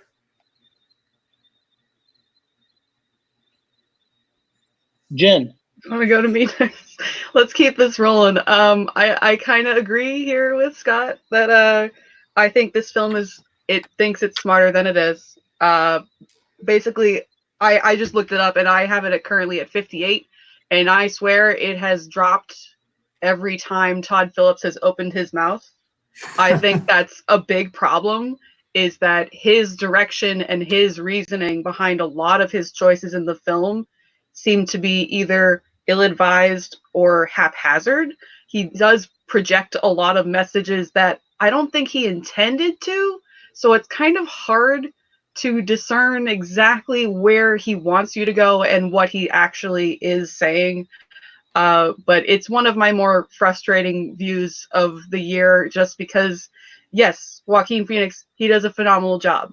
However, I do find it very odd that I was watching the SAG Awards and his clip for that was him doing the dancing scene in the bathroom. I didn't realize that me dancing to Fleetwood Mac while drunk at 2 a.m. in my living room is Oscar worthy, because that is what I look like when I'm doing that.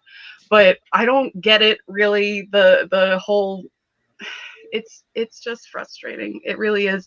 And I think that a lot of the kickback on the Oscar nominations has to do with the system as a whole, is that they are latching onto this film, and by doing that, they're actually saying that we're never going to nominate your Black Panther, like Black Panther did, but like we're not going to nominate your Avengers or Batman v Superman, not that that should be nominated, because we want your superhero movies to be condensed into what we are already familiar with. And I think that's a problem. But yeah, it's just a frustrating film all around. And yes, I think the discourse around it is also a minefield before the film even came out. So that also was very frustrating. But yeah, they lost me the minute they had the stair sequence that had been pushed as like the big cathartic moment in all the trailers, and they started playing Rock and Roll Part 2. That's the moment I went, okay, I hate this film. So yeah. All right, maybe I should have went to you last. Maggie, go ahead. I was gonna say I'm not gonna be that harsh about it right now. Yeah, Bill. Because I just don't feel like it, and Cody has heard all of my thoughts already about it. But basically, I like the Joker parts of this movie. I think that it does a good job of sort of incorporating the story from Joker's point of view in sort of a new way. Like when he really like goes full Joker, I really enjoyed that part of the movie and all of the connections. I'm just not a person that enjoys movies where it's just like somebody's demise into insanity. Like that's not usually the type of movie that I go for, because usually it doesn't have a plot, and I tend to like plots in my movies. So that's just how it is for me with this. Yes, I do think that there is a message in that movie that violence is okay. And I was not a fan of that in the way that it came across. But I also understand what Doug is saying about, the access to mental health resources. And I realize that that is something that he was trying to push. I just don't think that anyone got that, and that was completely overshadowed by a lot of other things. So yeah, we rewatched it recently, and it just confirmed for me that I'm not a big fan. I don't hate it vehemently. I will fight Cody about it, but I just don't. It's just not for me. I will say, last thing on Joker, I will say a lot of the technical things don't make a lot of sense at the Academy Awards. I will say, you can say what you want. I think Phillips's directing is fine. Michael said in the chat, I never said the dialogue was the best thing ever in this movie. I never said that. I think it's very chaotic at times. But again, the movie, I had low expectations from anything DC property, and this movie was a pleasant surprise, especially a movie that I didn't think Joker would be, and turned out to be a lot better for me. So I enjoyed it. But again, that's what the whole thing about the show is you're supposed to appease me, not yourselves, and you all failed on that because you didn't have Joker. Good job, Tim and Doug, but it's all right. Let's go to Maggie for your 2. My 2 is Jojo Rabbit. Am I the highest? Is that the highest? Well done. Well done. All right. You guys, this movie is great. I went for good-hearted movies this year. And you know what? There was a lot of hype for this movie. I was very excited. I love Taika Waititi. What We Do in the Shadows we watched recently, and it was so funny. And obviously, I love Ragnarok, like with all of my heart and soul. So I was very excited to see this. Also a sucker for movies set in World War II era. So it had all of the things to make a good movie that Maggie's going to like. And I did. I think that it had a great message, and it really just, the dialogue is great. It really just has this sense of like fun, but also like depth at the same time. And I know some people don't agree with that. I've heard the complaint a lot that it goes from like comedy to like darkness way too quickly, but that did not bother me at all. I think that it really was, just a fun time and a good look at like growing up was a big part of it, and also, you know, commenting on that time and era. So yeah, I really, really enjoy this movie. I'm excited to watch it again. I think that it's going to be insanely rewatchable. And I am very excited to see it again. And I like it a lot. Yeah, who else had it? 4, where did Tim have it? It's my number 11. You dirty bastard. Okay. Anybody else have it? Not have it? You, Jenna, and I didn't have it either. Okay, Doug, Maggie, we're on an island by ourselves. I'm coming in last. I know it. We're on an island by ourselves. That's like leaving on a boat and you got to leave your favorite child on the. Nope, you don't get to go. This is a family of 10. You need to bump something off. Let's go. Go ahead and talk about it. So when I first heard the pitch of this movie, I think Collider was talking about a movie talk, and they said it was a German boy who was infatuated with Adolf Hitler, and it was his imaginary friend. Anybody that tells you that, is that going to sell? Probably not. You know why it sells? Taika Waititi. Taika Waititi's a genius. This movie, talking about snubs, Thomasin McKenzie snub for support. She was phenomenal in this movie. This movie has one of the most heartbreaking scenes in it I've ever seen, but the levity in this movie is just the same. Another person that's getting no love is Sam Rockwell in this movie. I think he's phenomenal in this movie. The ending is another kind of like really hard scene to watch, but it's like, it shows you he cared the entire time. I think this movie, when I went in to go see this movie, it was hype for me, and it lived up to the hype. I really enjoyed Jojo Rabbit. I thought the cast was superb. I think this is Scarlett Johansson's better performance this year. I think she is really good in this movie. Really good in this movie. She adds so much to this movie.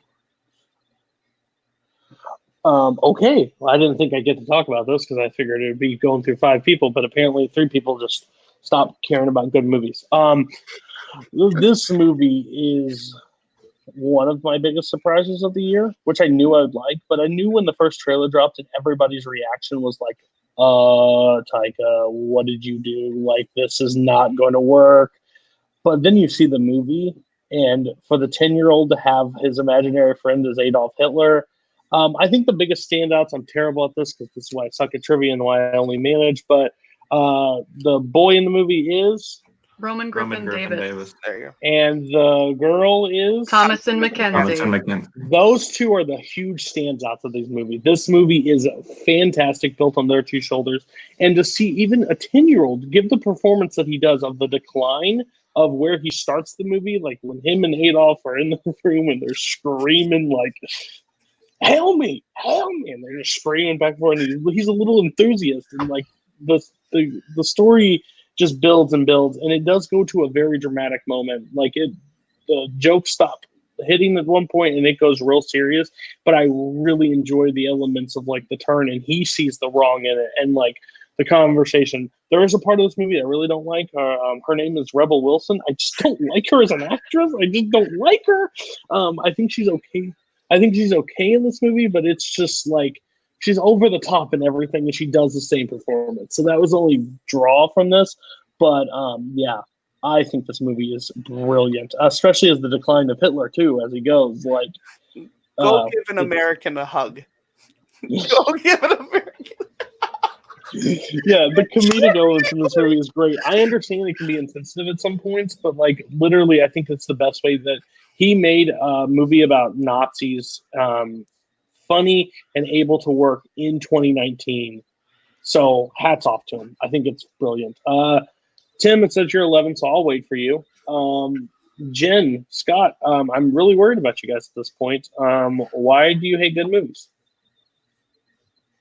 It's at my 12, if that helps. I don't know who you want to go. You get a pass. Okay, whatever. So go, Scott. Where is it on your rankings? It's in my top 30 somewhere. Yeah. Okay, you can go first. Out of 70 something. Look, I know I'm a lost cause at this point in the show, but I like the movie. I think it's good. I think it's a little safe given the setup. I don't think it says like as much as I don't think it goes as far as it could. It's not as subversive as it could be. And as I was hoping it to be when I saw the setup for the movie, like it actually, I know this might be controversial and I do think it's a better movie than this, but it's kind of this year's Green Book for me. If you look at the Best Picture nominees, it's better than Green Book. It's better than Green Book for sure. But I think How is that a safe choice? In terms of right, no, and I think it's better. I'm going on trial now, but I think it just doesn't take any risks with what it's saying. But I really enjoyed the movie. I think you're right. I think the child actors are amazing.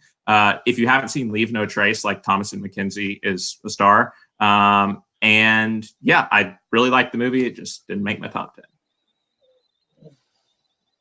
Yeah, you're on trial. Like, that's a blasphemy. At least somebody had it at 12 and 11. I can have respect for that. But you're like, 30 or something? I would love to see what your 30 is because I know it's higher than 30. And I'm disagreeing with you.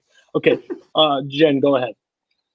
You had me because I agree with you that my one reason that it's off the top 10 was I think it did get a little gun shy in the second half. And that's because there have been a lot of dark comedy films about Hitler, about World War II, producers To Be or Not to Be, even going all the way back to Chaplin with The Great Dictator. And I feel like those movies had more to say than this one. And I think this is also one of those Dark Waters kind of situations where I love Taika Waititi, so I had a lot of high hopes for this film because I loved What We Do in the Shadows and I loved Hunt for the Wilder People even. So I just thought there was going to be a little more bite to it. And I think they kind of played a little safe, which is fair because who wants to be like a full-on Hitler and get blacklisted from Hollywood? So probably for the best because we want Taika in our lives. But I absolutely agree that the performances by the two kids and this, I agree that Scarlett Johansson's performance in this film is stronger than Marriage Story, which is saying a lot because she's not in this that long, but she does make a huge impression. And Thomasin McKenzie continues to be someone to look out for. So I'm excited to see what she will do next. And I'm always excited to see what Taika will do next. Tim. I gave out 12 5 out of 5s this year. God damn it, Tim. This is just number 11. I still gave it a perfect score. I gave it 5 out of 5. And which I know my number 12 is Maggie's number 1 at this point now, which I just realized. But so I still love the movie. It's just as far as rewatchability and things I'm gonna watch more. In the end, I'm gonna watch these other movies, and I like these other movies more. Like the one that I'm not gonna rewatch more, or the two that I'm not gonna rewatch more, like Marriage Story and Uncut Gems. I did like more than Jojo Rabbit, but I still gave it a 5 out of 5. It's still one of my favorite movies of the year. I love Taika. I love the cast. I forget who said it, but Sam Rockwell, love him in the movie. So yeah, no, I love it. Fair. Okay, that was Maggie at 2. So let's go, Scott. What's your 2? Midsommar is my 2. I had that at 4. Jesus Christ. Jesus. Okay. Yeah. So When I saw this in July for the first time, I was like, that's my number 1 right there. And it almost was until the very last week of the year. But I think this movie's amazing. Like, Hereditary for me was good, but not great. I think that it showed a lot of promise from Ari Aster. And to me, this movie realized all of the promise that he showed in Hereditary. I think it's like an amazing combination of style and substance. Like, obviously, technically, it is amazing to look at just the whole atmosphere that they create inside this Swedish cult through the cinematography and like the different camera techniques and production design and everything is off the charts. And then the story, though, is what really surprised me. I think this is a really interesting and provocative look at like relationships in the modern day and sort of the hellish things that can occur when people stay in a relationship long after perhaps they should have stayed in the relationship. Obviously, Florence Pugh is amazing, even though this is only my second favorite Florence Pugh movie of the year. I think it's probably my favorite performance of hers. The emotional ringer that she gets put through is amazing. And the way that Ari Aster uses this one sound of her like sobbing at the beginning and like the way that that you hear that sound evolves over the course of the movie until this like amazing sequence at the end where you hear that sound in a totally different way. This movie's like nothing that I've seen before, and the director's cut is even better if you haven't seen it. So I love Midsommar. How long's the director's cut? I'm just curious. 3 glorious hours. Wow. Okay. I have something to say too. But okay, then go ahead. All right, so it was my number 4, and I 100% agree. We're on the same wavelength here. I agree that Hereditary walked basically, so Midsommar could run. Ari Aster, he didn't quite stick the landing on Hereditary, but the ending of Midsommar is just perfection, and I loved it so much. But Florence Pugh, this is her year, and absolutely she should have been nominated for Best Actress, and she should have won for this. Unfortunately, the Academy is afraid of horror movies, so it is what it is. But basically, I agree this film is just stunning. It is very distinct in its style and its imagery. And I think it's amazing that basically within the first 10 minutes, they visually lay out everything that's going to happen. But because it is so off the wall crazy, you don't quite understand what you're being shown. But so then as you're going along, you kind of are predicting, or at least I was, exactly what's going to happen. But still none of the tension is lost in doing that. So I think it was just an incredible way of doing it. And Ari Aster has a gift for the sound effects in horror films, from the Hereditary to Ari Aster's the Midsommar.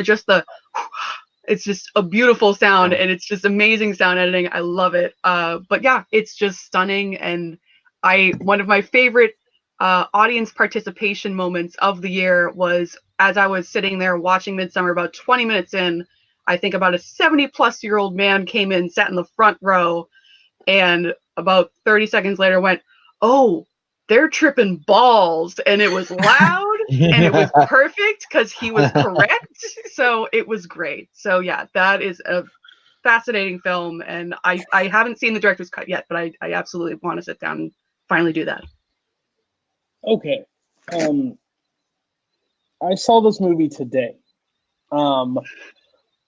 Because I try to watch if I get listing time, I try to watch everybody so I at least have an opinion, so I don't sit there like an idiot and be like, well, good job, you didn't see anything. I saw 12 movies of the total 40 that get presented. I don't hate this movie. I don't think it's terrible.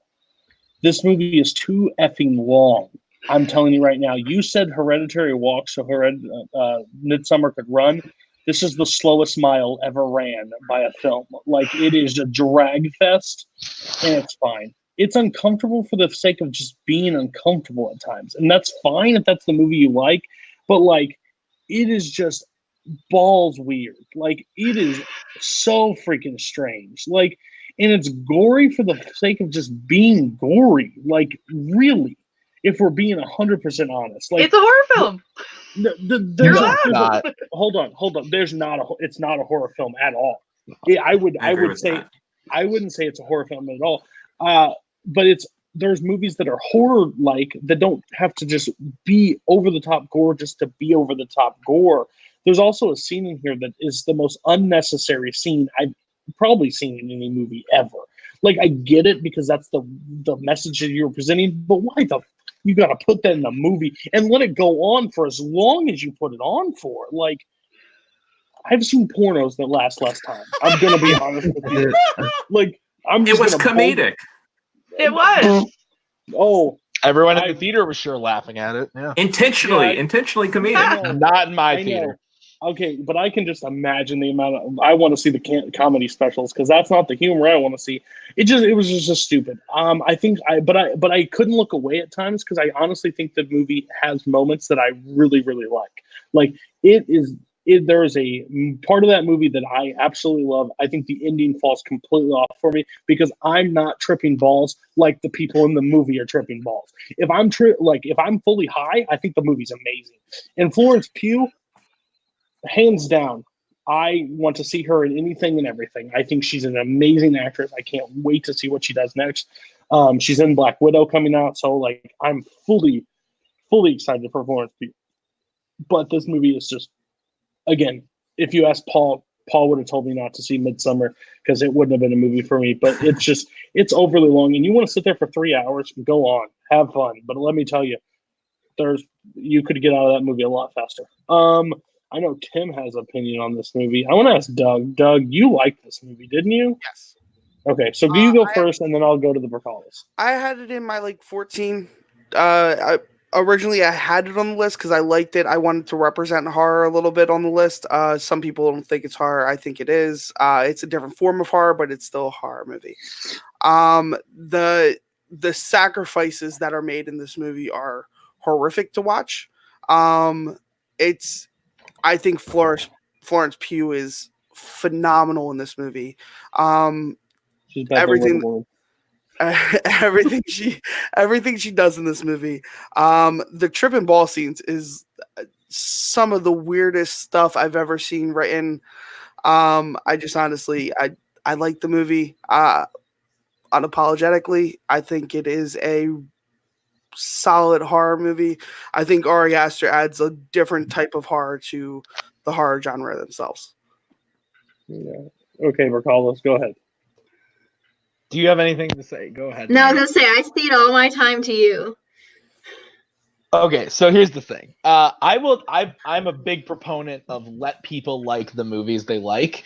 I unapologetically love The Rise of Skywalker. I also unapologetically love Transformers Dark of the Moon. And I also unapologetically love The Departed and The Godfather. And everybody can like multiple movies. The problem for me with Midsommar is it's beautifully shot. It's amazingly acted. I think the biggest thing for me is the script, I think, is fucking terrible. I think the script is awful. And it's the same problem I had with Hereditary. Hereditary I actually liked more upon rewatch, but the first time I saw Hereditary, I was really bummed. And I'm a huge horror fan. I really do like horror, especially indie horror.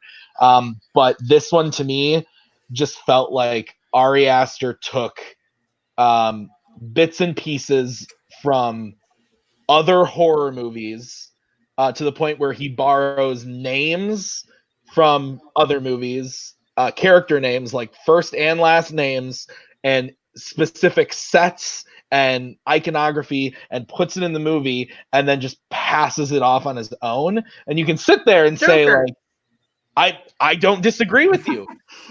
I don't disagree with you. I will also say that, never mind. I'm not going to be a total dick. I won't. I didn't jump in on your time, but that's fine. I just think this movie's fucking awful. I want to see Ari Aster direct a script that's not his own because I do think he's a really talented director. I can't get away from the fact that the movie looks fucking brilliant and he gets really, really amazing performances.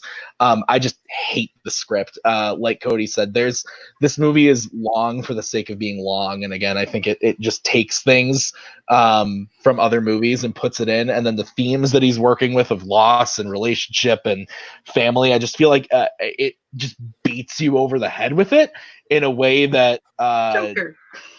All right, I'm done. Just go ahead. The part of the show, it's fine. I get it. I don't have anything else to say. That's fine. I'm good. No, I don't like this movie.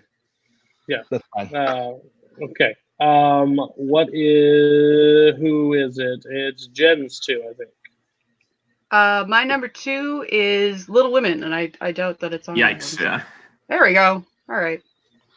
Hey, Doug, Tim, what's your 2? My 2 is Toy Story 4, bitches. Sure. Go ahead. Perfect. I love it. My wife can sit here all day long and say that Woody sucks, but Woody is a gem who goes back to save other toys. And some people in this room, Maggie, might think that Woody is being stupid for going back to save a Gabby, maybe a Wheezy. But no, he's a goddamn American hero. And I love him. I love this movie. Forky is brilliant. This is my childhood.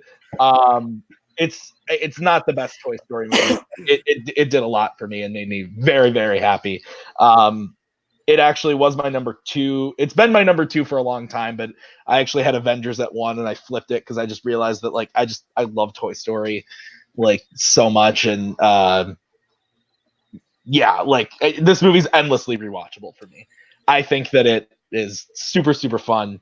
All the characters are great. Sure, you don't get as much Buzz or even Jesse in this as you do in the other movies. I'm okay with it because you get a really great story with Woody and Bo Peep, and I love all the new characters. Forky is great, and Duke Kaboom. Yes, there you go. Truer words have never been spoken. I think Duke Kaboom is awesome as well. So the whole thing, Canada, this movie, yeah, love it. Love this movie. Just real quick, Brian, who hurt you? Just who hurt you? Like literally, who hurt you as a person? Oh God. Like I get it. Like it wasn't John Wick 3 and they didn't kill a bunch of people and talk about jumping out of planes. But listen, let's have some fun, okay? Enjoy the childhood in you and like have some fun. I love this movie. I think this movie is my second favorite Toy Story. Yeah, second favorite. I would say 2 is higher, in my opinion. I saw this movie. I've seen it like 4 times now. My kids watch it a lot. I don't watch it all the time, but I honestly enjoyed this movie. As somebody that hated the idea of a Toy Story 4, to be pleasantly surprised. Your mom hurt me. Oh, dear God. Well, you know what? I asked for that, Brian. It's all right. I'm just going to go ahead and do what happens in Midsommar and leap off something. Okay. Anyways, Oh my God. I think it's a great movie. I have no problem with it being your 2. It was just off my top 10. I think it's my 11. No, it's my 12. It's my 12. Avengers is my 13. So hats off to you for putting Toy Story 4. He is an American hero. I will stand by you on that. Gabby is creepy as balls, and so is that flipping doll that she runs with. What's his name? Benson? Yeah. Vincent. Oh God, that thing is nightmares for days. And Forky is fantastic. And Tim, just to let you know, I would never let you throw yourself away. So hats off to you. Everybody else didn't put it on there. Why do you suck? Why do you hate good things? Oh, is there not enough 40-minute sex scene at the end? Okay, go ahead. Please tell me. Look, I just want to say that as tense as that last one got, I think this is like the nice, heartwarming movie we needed to hopefully bring us all back together. Because this movie is great. It was my favorite animated movie this year. Not my favorite Toy Story. That's Toy Story 2, but they're all amazing. And like this is one of the best franchises, best series of movies ever. I don't have much more to say except this movie just really took me back. The nostalgia really hit me because the first 2 were like some of the first movies that I ever saw, or the second one at least was like one of the first movies I ever saw in theaters. So I'm glad that they're still making these movies, and hey, if they're this good, they can keep going. Hey Maggie, why is Frozen 2 better than Toy Story 4? Go ahead. Well, because it was unnecessary. They should not make another movie. They should not. That would be terrible. I think that this movie is good for what it is. Like I said, I think it was completely unnecessary. I think the story wrapped up beautifully in Toy Story 3. It is not the best Toy Story movie. No, not even close. And I'd probably put it at 4 to be completely honest, maybe 3. But I don't know. Really, it just comes down to like I'm just super mad that they made this movie and I can't get over it. I also they did really sideline my favorite characters, and I know that you got to bring in new characters, but I don't know. I'd really like to have seen Jessie do more. Like after 2, she didn't really have a whole lot to do. Same with Buzz. Like both of them were sidelined in 3, so it's like I was sad that they didn't explore that and that the focus always only has to be on Woody, who is not a very likable character, Tim Brzakala. So I'm over it. And I actually did have it, I think, on my list somewhere. Yeah, it's number 19. So I still recognize that it can be enjoyable for people. Fair. All right, Doug and Jen, quick, what were your thoughts on Toy Story 4? I like the movie. I mean, I didn't hate it. I don't think it's not necessary. I mean, I like 3 as the close off. I was fine with this though. I didn't think it hurt anybody. It's not my favorite animated movie of the year.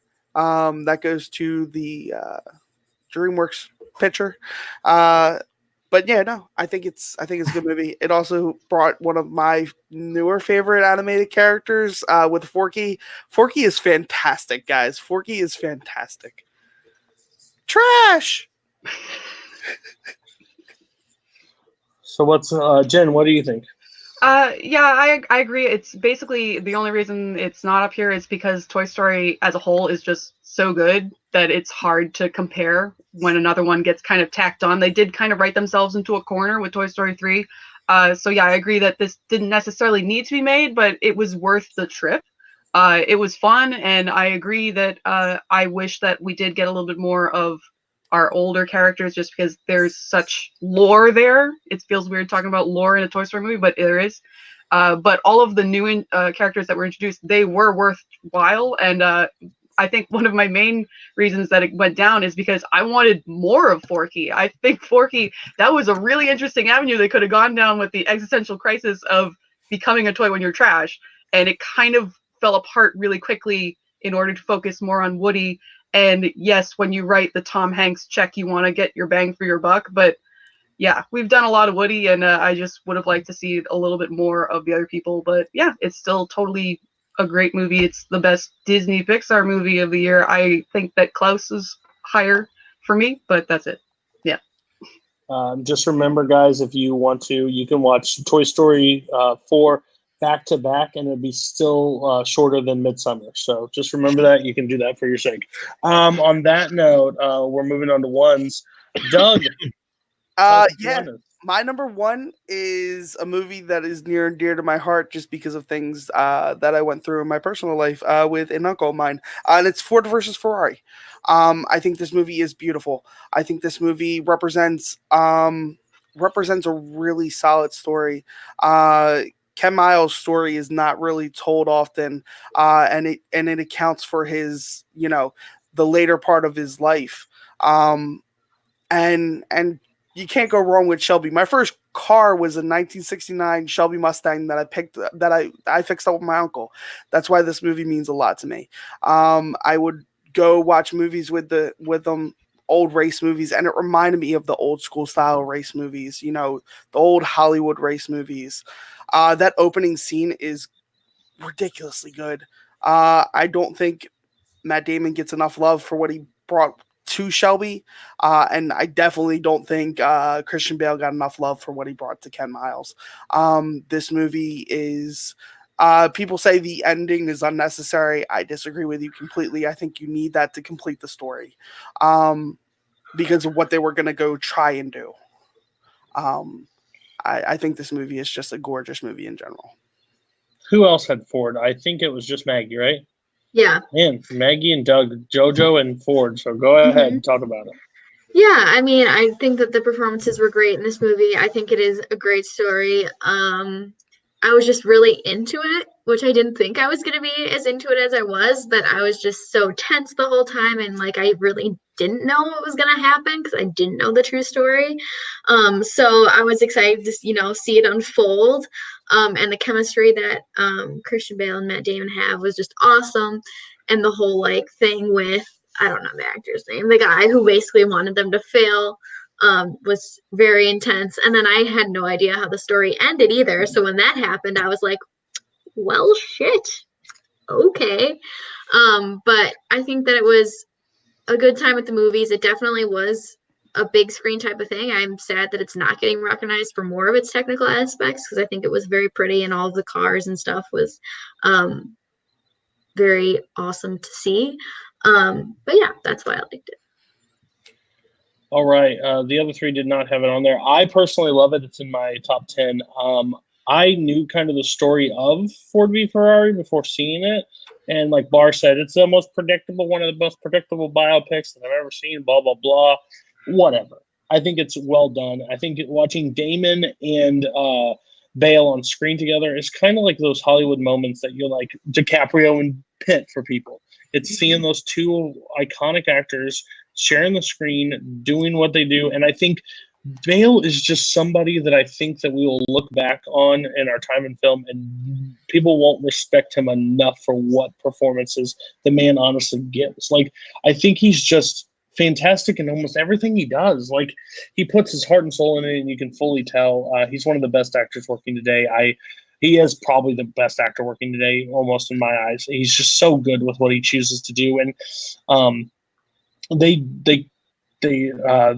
the whole ending is still like, heartbreaking, but then they let that moment go and they just have fun with it. So I absolutely love it. I can't wait to watch it again. It was the fastest, like, I think it's almost the same runtime. No offense, I'm not going back to it, but as Midsommar. But I think like it flew by. It was one of the quickest watches I've ever sat through. I'm like, this movie is flying, and I love it. So Tim, Scott, and Jen, you didn't have it. We're running a little bit short on time here. So you guys didn't have it personally in your top, so don't go into a long spiel about it. But why did it miss your guys' top 10? It was my 16. I love the movie. I think it's great. I think it's a really fun biopic. Racing isn't really my thing, but it made me interested in racing. And yeah, you're right. Vail and Damon are great in the movie. Also, John Bernthal, as we brought up earlier, really great in the movie. He has a lot to do in this movie, surprisingly. So I was happy to see him get a nice, big, meaty role. Of 10 minutes, I think. Yeah. It's bigger than what he got in It's pretty big. Falcon, yeah. So, no, I really enjoyed the movie overall, for sure. Scott? Yeah, this was like my 15 or 16 as well. It's an awesome movie. It's like a great old-fashioned, like, going to the movies to watch a movie, type of movie. And James Mangold is one of the best. So I don't have much bad to say about this. It's a great movie.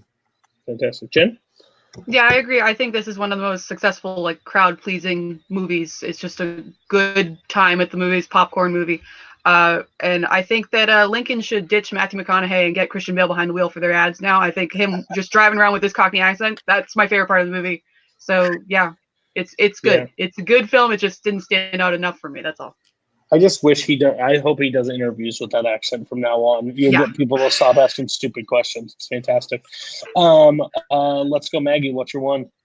My number one is something that no one else has had so far, and that is The Farewell. So I saw this movie in August, and really, I think a lot of it is just like the emotional resonance that it had for me. I watched it at a time where I was vulnerable to family things, specifically grandma things. And so it really, hit home for me, but I really just love how it's a story about like family and how you navigate that when people are across distances, when people are across cultures, and people are across languages. But at the core, you still are family and you still love each other, and all of that sort of stuff really hit home for me. And I think that Awkwafina is amazing. Probably other than probably Frozen 2, my biggest disappointment with the Oscars is that she didn't get nominated. I think the movie is hilarious. There are so many moments where we were just like laughing out loud, but at the same time, very heartfelt. Like, definitely cried a bunch during this movie too. So it just really is one that I can see myself watching over and over again and having that same emotional moment every time, even though it's not the same time that I watched it the first time. And I think that more people should definitely see it. Trying to convince my mom to see it, but I think she might be put off by the subtitles. Don't let it put you off. It's not that bad. But yeah, I think this movie is great, and it's my favorite movie by far. So I saw this really late. It is my 6th right now. I guarantee it could move up into my top 3.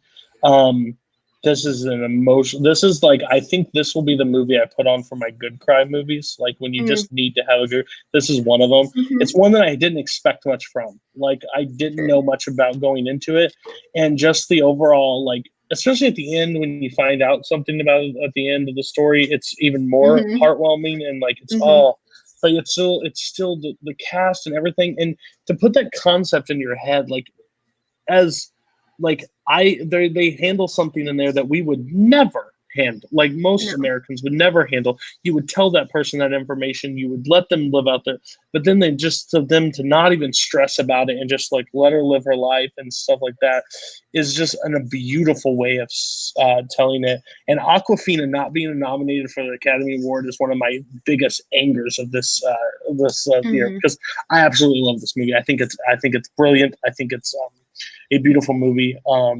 I laughed, I cried, I couldn't wait. I can't wait to watch it again. So yeah, well done, Maggie. That is a clear, great number one to have. Let's see if Scott disappoints me or makes me happy. What's your one? My one is Little Women. I'm not mad. Okay.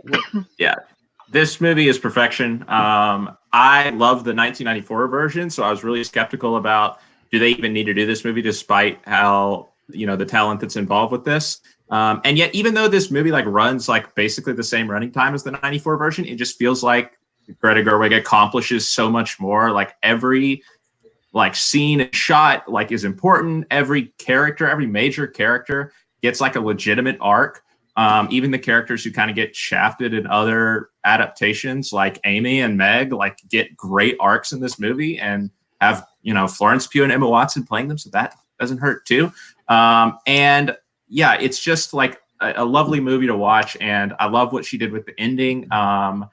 It's really sort of meta way to look at Little Women, and kind of a real tribute to Louisa May Alcott in the way that even if maybe the ending that she wrote was literally a sellout, it's actually not a sellout because she was such a good writer that she created an ending that still makes sense and is still satisfying for the character in order to appease the publisher, right? She disguised what I think is kind of this radically feminist story for the time by giving it the token ending that everyone wanted to see. And I love the movie. I love the way that the movie is a tribute to that. I could go on and on, but it's, and I'll just, the last thing I'll say is that Saoirse Ronan is the greatest. There's no one who's doing as good work as she's doing right now. And Alexander Desplat is king. Oh, yeah. Who else had it? I think Jen had it, right? I had it too. A two. Okay, go ahead.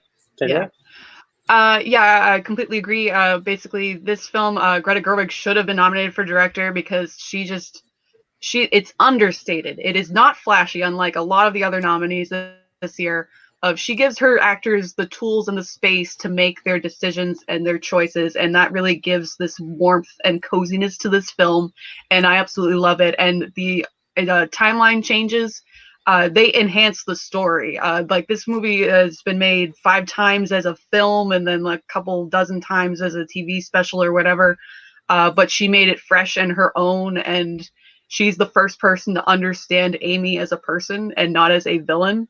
And I alluded to this earlier of the whole Laura Dern and Marriage Story, this is the plight of women speech, is so over the top, in your face, I'm making a statement. And Florence Pugh has basically the same sentiment, but it's done through this just relaxed and accepting way. And it comes across so much more powerful that way because we aren't all running around screaming. We're going through our life, and just the way that the script has been written to show that life is cyclical and you go through these situations that are so familiar, but each time you go through it, it gets a little bit different because you age and you mature. And it's a family film. It's family. It's Christmas. I love it. No one else had Little Women, right? I had it at 8. Okay, go ahead. No, I very much enjoyed this movie. I'm treating this like a Greta Gerwig, in my eyes, can do no wrong. Lady Bird was one of my favorite movies of 2017. I really enjoyed what she did with the whole story. I enjoyed how it jumped around in time. It made things a little less awkward through parts. And the ending, it's the one that people wanted, but I kind of like what they did in the 94 that they continue to in the 2019, which was make the teacher an actual character rather than just showing up at the end of the movie or at the end of the book. Yeah. Just real quick, I know I skipped over Farewell, so I want everybody to touch on Farewell just before, so everybody will be able to talk about it. But Little Women, I think, is great. It just missed mine. I think it's a little long, but I understand it's the same runtime. I don't think I even remember watching the original. But I think Greta Gerwig does an amazing job. I think Saoirse Ronan is literally one of the best actors working today. Lady Bird, we won't talk about that on this call. Not a huge fan. But the Florence Pugh, again, I think is just amazing working. I think she's just she just better be ready for her agent's phone to not stop ringing, because she's going to get offers and everything. You clearly see her; she's being involved with Black Widow. So I love the movie. I'm not knowing a lot about Little Women, the story, so it's kind of a neat telling for me to like unbox as it went on. So I did enjoy it. It's just outside my top 10. So Tim and Maggie, you guys didn't have it on your list, so just quickly why it wasn't on your list. And Tim, go ahead and talk about The Farewell since you didn't get a chance to. No, I really like this movie a lot. I like Lady Bird more, but I still love this movie. I think, like you said, Florence Pugh is probably my favorite part of the movie. I also really like Timothée Chalamet and Saoirse Ronan in the movie. I'm not going to lie, I forgot until this moment looking at IMDb that Christian Bale played Laurie in the 94 movie, and that kind of blows my mind that I didn't fucking remember that until looking at IMDb. But yeah, no, it's really good. And The Farewell, it was my number 12. It was my last of my 5 out of 5s. So The Farewell, I love. It's definitely one of my favorites. Maggie? Yeah, I liked Little Women. It was 13 for me. I never read the book, didn't know anything about the story going into it. So the way she presented it was interesting. Yeah, I mean, the performances were great. The first time I saw it, I was really tired, so that maybe made me dislike it a little bit because it was late at night and like it's kind of long. But I saw it again with like all my aunts and my cousins, and that was really cool because like my younger cousins were being really cute and they were like really into it. But I think that it was beautifully directed and the performances were great. Doug, Jen, and Scott, you guys didn't have The Farewell on your list. Just real quick, not too long on it. Why did it miss? I haven't seen it, but I did see the round table where Lulu Wang was on, and it made me really want to see it. So as soon as I get a chance, I will see it. I really admired it, but I just didn't have the same emotional connection to it. I'm not like close with my grandparents or anything, so I think there was just like a slight distance there between me and what was going on. But I really admire the movie. It's really well made and well done. Yeah, The Farewell was just a bit outside. It was my 13, and it was my most cathartic moment in the theater this year was just that last minute narration at the end before they start playing the credits. I was friggin' ugly crying, and the people are coming around to see with the popcorn. I'm losing it. But yeah, it's a beautiful film, and I love that it's so distinctly celebrating the Chinese culture, but at the same time it's a universal story, because at some point in your life you're going to go through this situation of someone you love is dying and you have to figure out how you're going to deal with it, and it's very interesting to say the least. Okay, I'm trying to figure out where we are in this whole mess. Jen's one? Is that Mine? right? Yes. Sure. So my number 1 is Hobbs and Shaw. No, it's not. Hobbs and Shaw is a great film. It is best rom-com of the year. Number 1 is Parasite all the way. Who else had Parasite? Anybody? I did, yeah. Where did you have it? 5. Okay, go ahead. Talk about Parasite. Okay, so there's everything else, and then there's Parasite. I absolutely love this film, and I think that's because it was the one time I went into a theater this year with knowing absolutely nothing, because everyone was saying you got to see Parasite, and then just don't look at anything. And I agree, so I'm not going to go too far into it. But it's a beautifully shot, and I know we're not going to talk about production design, but it's the best production design of the entire year. It's just a stunning house, and it's claustrophobic, but at the same time, it's just the story of 2 families in 2 different worlds, and it keeps you guessing. It's the most interesting script of the year, and you change sides constantly throughout as the story unfolds. And I like it because it works both as this deeply rich, symbolic social commentary, but at the same time, if you don't want to go into all of that, it works as a straight up thriller too. And it's just a superbly done film. Brilliant cast. There isn't a single weak link in the bunch, so to not see any of them get nominated, it's a little annoying. Yeah. Go ahead, Scott. Yeah, I do want to say on that point, it's kind of ironic that they got a standing ovation at the SAG Awards, considering none of the SAG people who were there actually voted for them to get nominated for the Academy Awards. So back yourself up. But yeah, Parasite is awesome.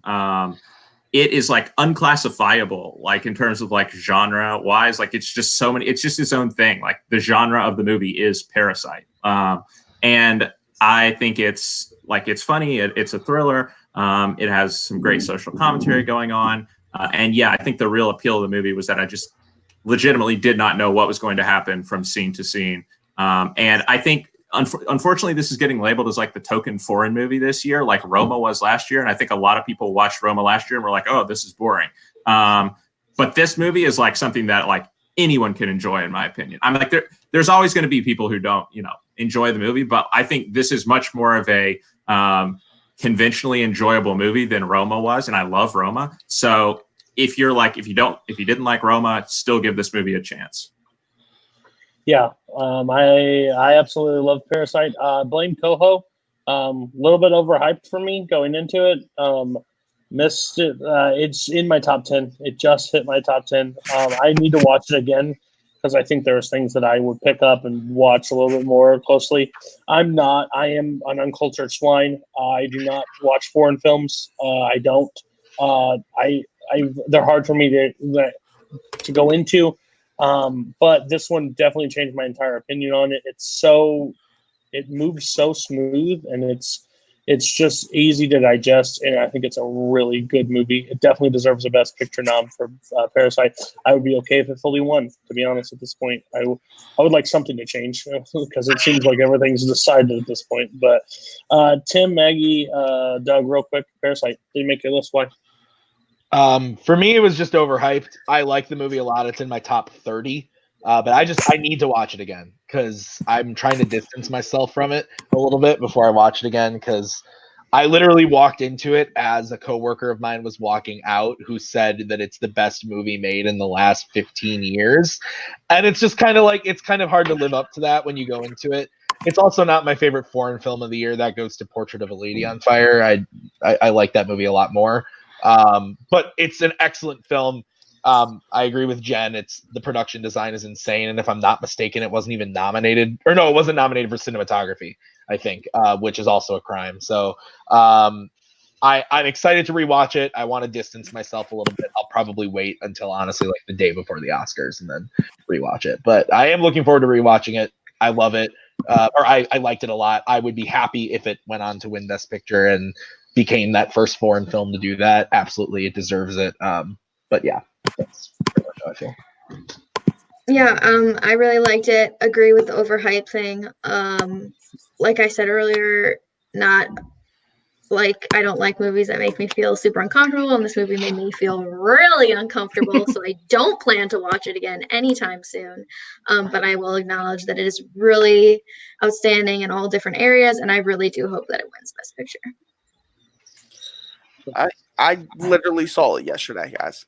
I literally saw it yesterday. I think it's a really well done movie, and I think it doesn't get. I think it's not getting enough love by people outside of the people that have seen it when it first came out. I will say that. Fair. Okay, we're gonna wrap it up. It's been a struggle. We're here. Go ahead, Tim. Tell us what your number one is. My number one is The Irishman. Martin Scorsese is my boy. He's what got me into loving movies and film. And so going into it was my most anticipated movie of the year, and it lived up to the hype. I've seen it twice, and I plan to watch it many more times. I got to see it in the theater, which was a very, very good experience. I'm glad I got to see it in the theater and not just at home on Netflix for the first time.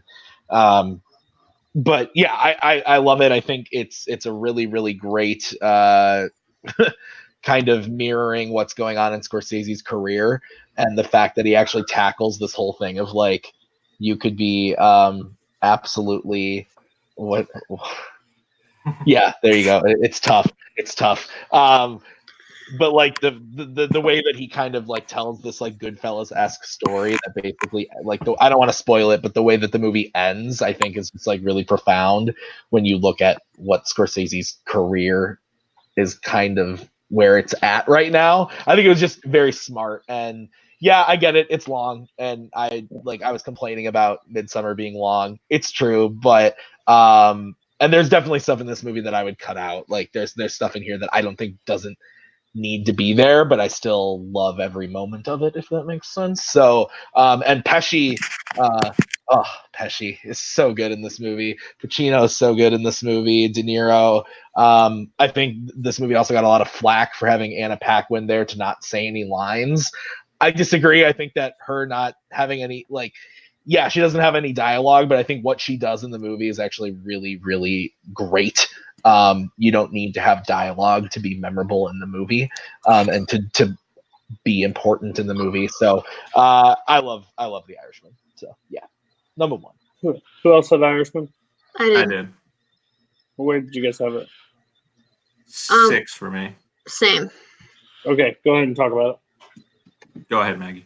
Okay. I don't have a lot to say. I have definitely developed a love for Scorsese slowly, as Tim has made me watch all of his films. I really enjoyed Robert De Niro and Al Pacino and Joe Pesci in this movie. I think that their performances were outstanding, and even though it was 3 hours, which I was very nervous about going in, it really wasn't that bad. The ending definitely hits you, I think, in a way that it went a direction that I didn't necessarily see it going. But yeah, I really enjoyed it. And yeah, that's that. It is what it is. It is what it is. Yeah, the Anna Paquin conversation was one of the dumber things that happened this year, I think, just because, like, you're seeing the movie from De Niro's perspective, and that's how he saw her. So, like, that's the end of the conversation for me. But yeah. Also, this movie is not too long. It's not too long. The last hour, in particular, I think, is some of the best filmmaking of the year. There's some amazing scenes in there. That last shot is so haunting. And I love that Scorsese can keep making crime epics and exploring new things. He explores mortality in a way that he never has before in his career, and the performances are amazing. I wanted to hate this movie because of his comments kind of pissed me off, but look, he shouldn't even be worried about what Marvel fans think when he can make a movie this good. He corrects that statement, by the way. Yeah, he did. He issued about 8 revisions, the last one of which was finally good. This movie was made for Tim Brzakala and myself. I was not going to hate this movie. They couldn't have done anything to make me hate this movie. I loved it from start to finish. It's my 4. I just think there are some movies a little bit better than it, because it is. I wouldn't say it's too long, but it is. That first hour drags a little bit at times. I've seen it 3 times now. I don't like Pacino in a lot of things. I know it's a little shocking. I don't like older Pacino. How about that? I think he's lost it a little bit in age, but this movie, he is stunning in this movie. I think he's amazing. He came a long way from Dunkachino. So I think that's great. Jen and Doug, you didn't have it on there, but quickly, because we are wrapping the show up. I haven't finished it. I've been meaning to come back to it. Listen, I work a lot, guys. We mute him. We mute him now. What? I haven't finished it. All right, Jen, what do you got? No, I did enjoy this film. I did struggle early on with some of the De Niro physicality moments in the younger situations because it doesn't quite click. But I will say, as soon as Pacino is introduced, I am all in for the entirety of the movie after that. But I like to see Joe Pesci as the calm, cool, collected, level-headed person for once. It was very interesting to see that. So that was exciting. But I would also just like to throw in that saying that the Anna Paquin deserved more lines is like saying the little girl in the red coat deserved more lines in Schindler's List. Like, it did what it was meant to do, and I think it was perfect. So yeah, I had no problems with that. It's just another one of those strange little internet things. That's all. That's a great comparison. I never even thought of that's a great comparison. All right, well, we've reached the end. Let's go through the personal top 10 unless you all combined it. Again, we're still shorter than a 3-person show that did a horror, so hats off to you guys. Here we go. What is number 10? It's Ford v Ferrari. It just knocked off Joker, so Maggie will be happy, and the rest of the panel will be happy. Number 9 is 1917. Number 8 is Avengers Endgame. Number 7 is The Irishman. Number 6 is Parasite. Number 5, Jojo Rabbit. Number 4, Uncut Gems. Number 3, Little Women. Number 2, Marriage Story. And your number 1 of the year is Knives Out. Knives Out is ranked. I give this overall grade. I think I give the overall grade a B plus. A B. It was a B plus when Joker was there. It moved off, so it became a B.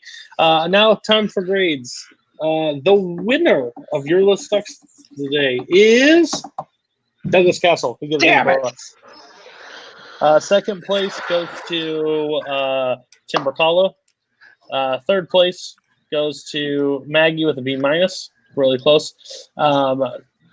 Fourth place is Jen with a C+. Had some movies. And last place, and it's just basically he has more movies on there that I just didn't see, is C-. Do I have to get in a bear carcass now? We'll light that bitch on fire. I'll promise you that. Okay. All right. So coming up on episodes, just real quick, we'll run through them.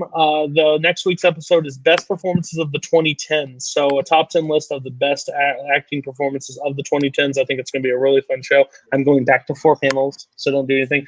Oscars, I think we kind of talked about it where it's just going to be this thing shouldn't have been nominated or in this category and rank them. I think it might be fun. The next week after that is worst on-screen chemistry for Valentine's Day. Let's talk about some people that shouldn't have been loved that are in love. 19 is A24 movies with Paul Oyama. That host may change, but that match will probably be pre-recorded, to be honest with you, just with Paul's schedule. And February 26th is overrated classics with Kaleb Boatman. So if you have a list, please send them to me. Again, you can be on the show as many times as you want. I do not have locked up. So thank you all for being on. I know it was a long episode. Thank you, but I think it was a really good episode. So have a great night. See you next week. Peace out.